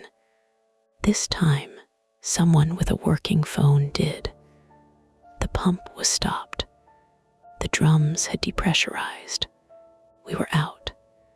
The conflict was over in the narrowest technical sense. But through the broken rear wall, lit each time lightning crossed the clouds, I could see the transparent intake hose still hanging from the ceiling. It did not end in the house. It passed through the party wall toward the occupied row home next door. And from somewhere beyond that wall, after every flash of lightning, came the slow sound of another pump winding down. The first firefighter into the yard looked at the three of us and stopped. Not because of the injuries, because of the color. Rain had diluted the fluid running off our coveralls until it looked almost pink, but it still gathered darkly in the folds at our knees and elbows. Lena's bandage had failed completely. Real blood ran down her hand and mixed with whatever had come out of the house. The firefighter raised both palms. "Don't move." Marcus laughed once, without humor. "That's not going to be a problem." The rear wall of the row house groaned above us. The firefighter looked up. "Actually, move toward me." Slowly. They brought us through the alley one at a time. Hazmat arrived behind the engine company, then police, then 2 ambulances that had to park near Fayette Street because a tree limb blocked Patterson Park Avenue. The storm had stretched every department thin. Nobody came rushing in like a movie. They arrived wet, irritated, cautious, and overloaded with other emergencies. That felt reassuring. Normal systems, even strained ones, still had procedures. A paramedic cut my coveralls away in the back of the ambulance. When he saw the electrical mark across my right palm and the irregular rhythm on the portable monitor, he stopped asking about my ankle. "What voltage?" "Portable generator. 120, probably." "You lost consciousness." "I don't think so." "That's not a useful answer." "I remember falling." He attached more leads to my chest. My heart had settled by then, but every few minutes it skipped hard enough for me to feel the pause afterward. My right ankle had swollen until the skin above my boot line looked polished. The cut at the base of my thumb needed stitches, though the paramedic treated it as a secondary problem. Through the open ambulance doors, I could see Lena on another stretcher. She kept trying to sit up. Every time she did, Marcus put a hand on her good shoulder and told her to stop. His own knee had doubled in size. A police officer stood beside them, taking basic information. Lena answered each question precisely, then corrected the officer when he called the rear room a laboratory. "It was a transfer room," she said, "not a lab." The officer blinked. "Okay, that distinction matters." "Ma'am, please lie back." "It matters," Marcus said. "Lena." She looked at him. "Save it for the detective." Only then did she let the paramedics lower her. We were taken to 2 different hospitals because of capacity. Lena and Marcus went to Johns Hopkins.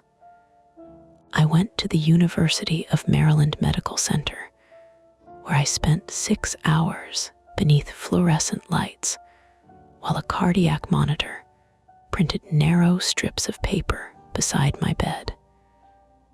The ankle was badly sprained, not broken. The hand required 7 stitches. Electrical shock caused no detectable heart damage, though the emergency physician told me rhythm problems could develop later and gave me a list of symptoms that would require immediate return. He also asked what chemical I had been standing in. I don't know. What was on the safety data sheet? There wasn't one. He stared at me over his glasses. "You work in hazardous material cleanup?" "Yes," and entered an undocumented processing room containing an unidentified red liquid. Yes, why? There were several answers. Because Lena was trapped. Because the pump was pressurizing the drum. Because I had insisted on staying in the house long before any of that happened. I gave him the simplest one. We couldn't get out. He wrote something in the chart. A nurse scrubbed my hand wound twice because of the contamination risk.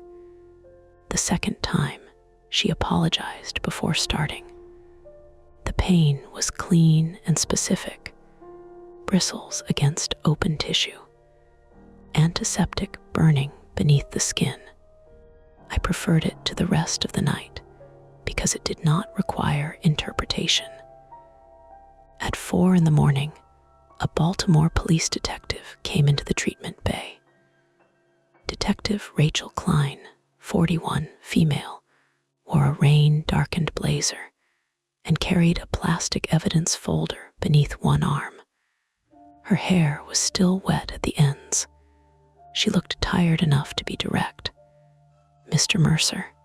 "Yes, I'm with the homicide unit." That told me Howard Vale's death had changed status. She pulled a chair close to the bed. "I need you to tell me everything from the time you entered the property." "I already gave a statement." "You gave a patrol officer a summary while receiving treatment." "Right, I need the long version." So I gave it to her. The dry radiator, the returning droplets, the taped rear door, the property manager's text, the wrong lockbox code, the generator, the drums, the wired valve, the bypassed emergency stop, the damaged waste container in our van. Klein interrupted only to clarify times and positions. She made me draw the second floor on the back of a hospital consent form, then copied it into her notebook. When I mentioned the original clean floor photograph, she held out her hand. "Show me." My phone was sealed in a plastic belongings bag. She waited while I opened it. The photograph showed the tile beneath the radiator at 7:42 p.m. clean. Dry. The later image showed the first 3 drops. She zoomed in. "Did you alter these?" "No, upload them anywhere. Our company server should have copies. Automatic job sync." "Should." The signal was bad. She looked at the time stamps again. "Howard Vale did not die by suicide," she said. The sentence arrived without preparation. I stopped breathing for a second. Klein continued. "The medical examiner found an injury inconsistent with the apparent gunshot trajectory. Small, blunt force trauma behind the right ear, likely inflicted before the weapon discharged. So someone staged it. That is the working theory. The police released the scene. Yes, she did not defend it. That made her easier to trust. Why wasn't the rear room searched? It was. I looked at her. The initial responding officers opened it, she said. There were empty drums, boxed training supplies, and an inactive pump. No visible blood. No obvious connection to the bedroom death. Empty, according to the scene photographs. They weren't empty when we found them. No. Word stayed between us. Who sealed the door? I asked. The property manager says he did, at the request of the owner's insurance representative, with new screws and electrical tape. Yes. Why? He says to prevent unauthorized access after police release. And the wrong lockbox code. He claims he transposed 2 digits. I thought of the message telling us the key could be disposed of. What about the transfer system? We found tubing running through the party wall into the neighboring property. The occupied house. It was not occupied. I remembered the dark windows next door, the vague shape of curtains, the impression of normal domestic space. Who lived there? No one legally. Klein opened the evidence folder. Inside was a printed photograph. The neighboring row house had been fitted with large plastic reservoirs in its basement and first floor rear room. Shelving held boxes of simulation, fluid concentrate, expired medical blood bags, animal blood purchased from slaughterhouses, industrial dye, and containers marked as disinfectant. Not a laboratory, a mixing and storage operation. What were they doing with it? I asked. Fraud, primarily. The answer was almost disappointing in its ordinariness. Howard Vale had operated mid-Atlantic clinical simulation supply from a rented warehouse in Rosedale. The company sold trauma training products to nursing programs, private ambulance schools, military contractors, and medical simulation centers. The synthetic blood was legitimate. The rest was not.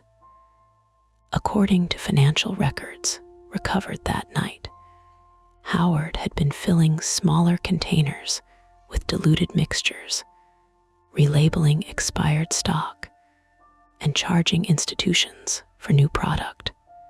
He used animal blood and discarded human blood bags to alter color and clotting behavior. When customers complained the synthetic product looked unrealistic.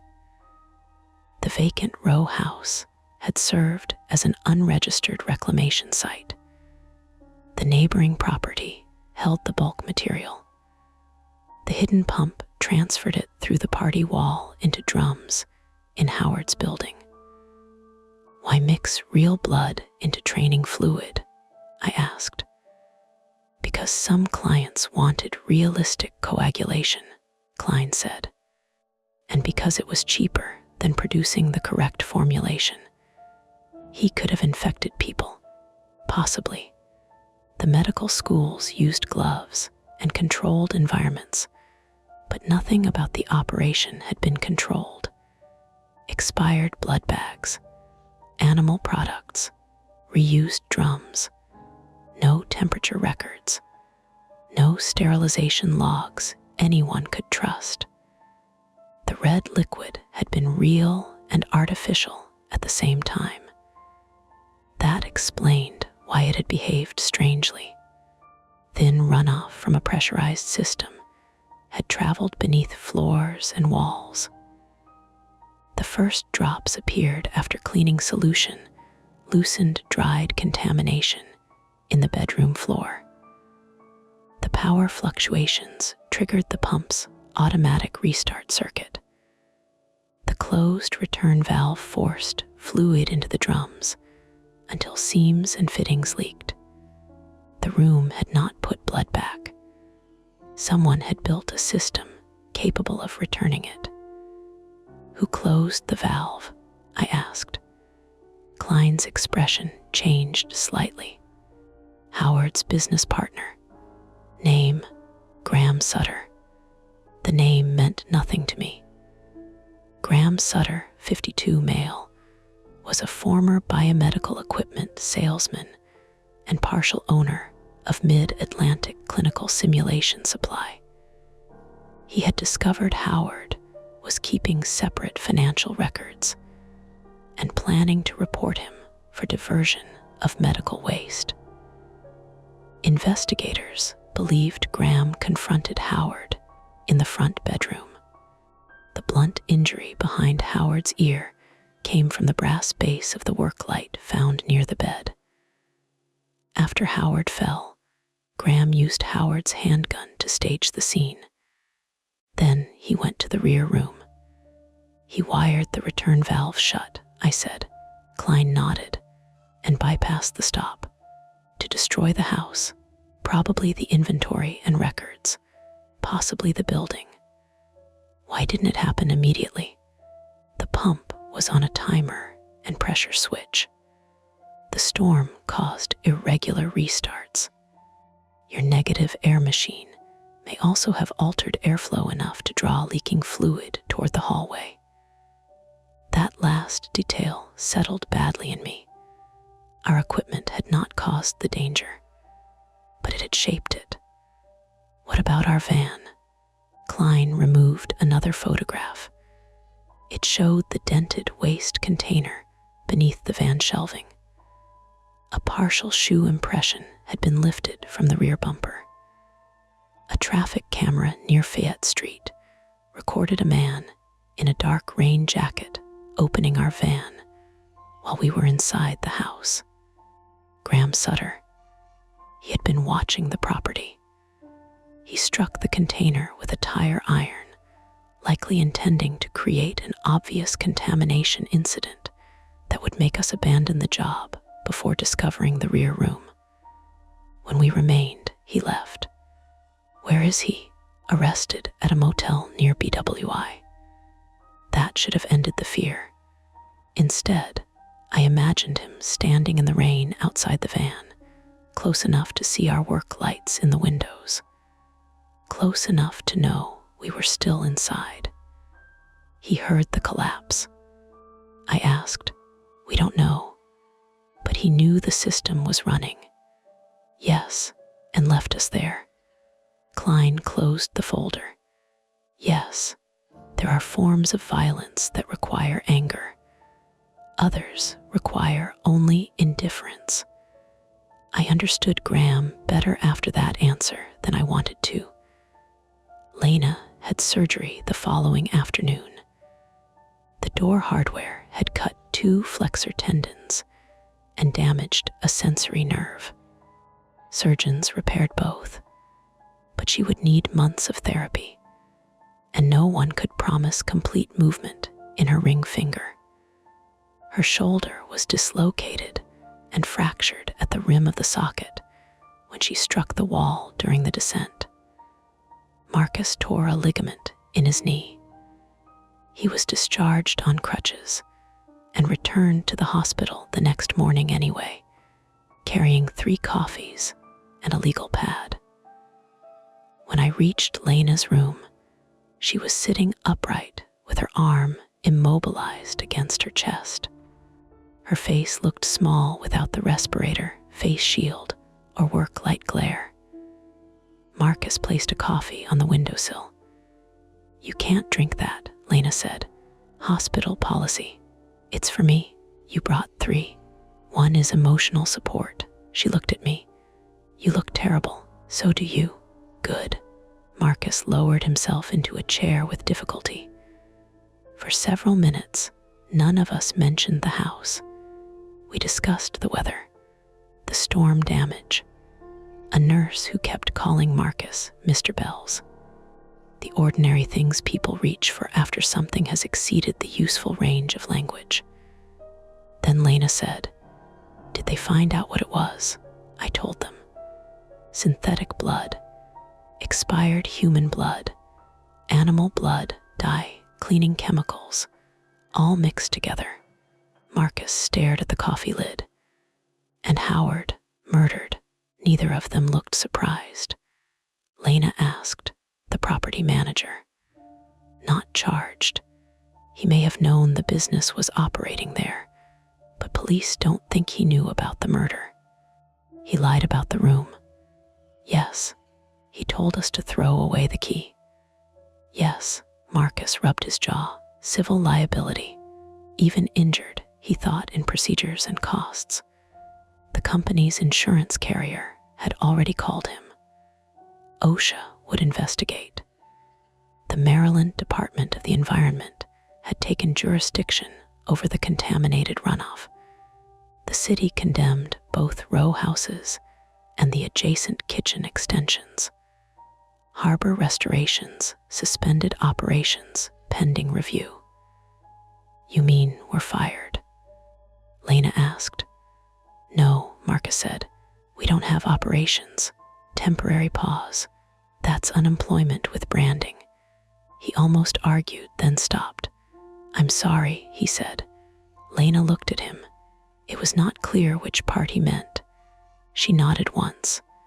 I waited until Marcus left for a phone call before speaking. I should have listened when you said to leave. Lena looked toward the window. Probably. I kept us there. Marcus kept us there too. I pushed. Yes. The answer hurt because she did not soften it. I'm sorry. She adjusted the blanket with her good hand. You also shut off the pump. That doesn't cancel the first part.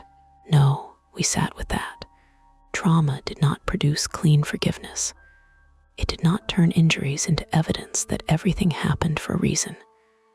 After a while, she said, you know what would annoy me? What? If you make this your whole personality. I looked at her. You'll decide you're dangerous, she continued. Then you'll quit. Then you'll spend 5 years telling yourself quitting was accountability. What should I do instead? Learn the difference between curiosity and compulsion. That sounds expensive. Therapy usually is. She smiled faintly. Her ring finger remained still inside the dressing. Harbor Restorations reopened 3 months later under new ownership and stricter procedures. Marcus did not return to field work. His knee healed, but not enough for ladders or prolonged kneeling. He took a compliance position with an environmental contractor in Delaware. Lena completed occupational therapy twice a week. She recovered most movement in her hand, though the ring finger curled inward when she was tired. She refused to return to bio-recovery work and took a hospital safety training position instead. I left the industry for 6 months. Not forever. 6 months. Then I accepted a job with a larger remediation company that required 2-person scene assessment, independent hazard review, and written authorization before structural access. I also started therapy. Lena was right. It was expensive. The house on North Patterson Park Avenue was demolished the following spring. The neighboring property came down with it. The city removed contaminated soil from both yards and replaced part of the alley drain system. Graham Sutter pleaded guilty to second-degree murder, reckless endangerment, medical waste violations, and fraud. He received a sentence long enough that I stopped remembering the exact number. The original swab beneath the radiator contained human blood matching Howard Vale. The later hallway samples contained Howard's blood mixed with animal blood and synthetic trauma fluid. That answered the question that had kept me standing beneath the work light. The blood had not appeared from nowhere. It had traveled through cracks in the subfloor from an old spill, loosened by our cleaning chemicals, and pulled outward by pressure changes. The active transfer system then added fresh contaminated fluid through the same pathways. Everything had a mechanism. Everything had a person behind it. Nearly 2 years later, I still photograph clean floors twice. Once when the work is finished. Once again 10 minutes later. Most of the time, the second photograph looks exactly like the first. That is the ordinary reality of the job. Fans hum, plastic moves, pipes tick. Old houses release smells after walls are opened. People mistake rust for blood and blood for rust. We test, document, remove, disinfect, and leave. I no longer stay for every unexplained sound. I no longer open every closed door. But I keep the photograph of the first 3 drops, not on my phone, printed. It sits inside a folder with the police report, medical bills, and the final environmental assessment. The image is grainy and unremarkable. White tile, radiator foot, 3 red circles. The final report explains all 3. On wet nights, though, when an old building's power dips and a machine changes pitch, I sometimes remember something that did not make it into the police summary. The drops in the hallway had moved toward the rear room. According to the engineers, the floor sloped the other way, only by half an inch. Old construction, uneven settling, airflow, surface tension. Any of those could explain it, I know that. I have learned to leave some doors closed. Still, every few months, I take the photograph from the folder and place it flat beneath a lamp. I look at the grout lines. I look at the direction of the tails on the droplets. Then I put it away before I can start measuring. The shadows fade for now, but the stories never end. Don't forget to hit like, subscribe to Mia Horror Stories, and join our community of horror lovers. If you're hungry for more, check out the next video. Just remember, the scariest part is often the one you don't see coming.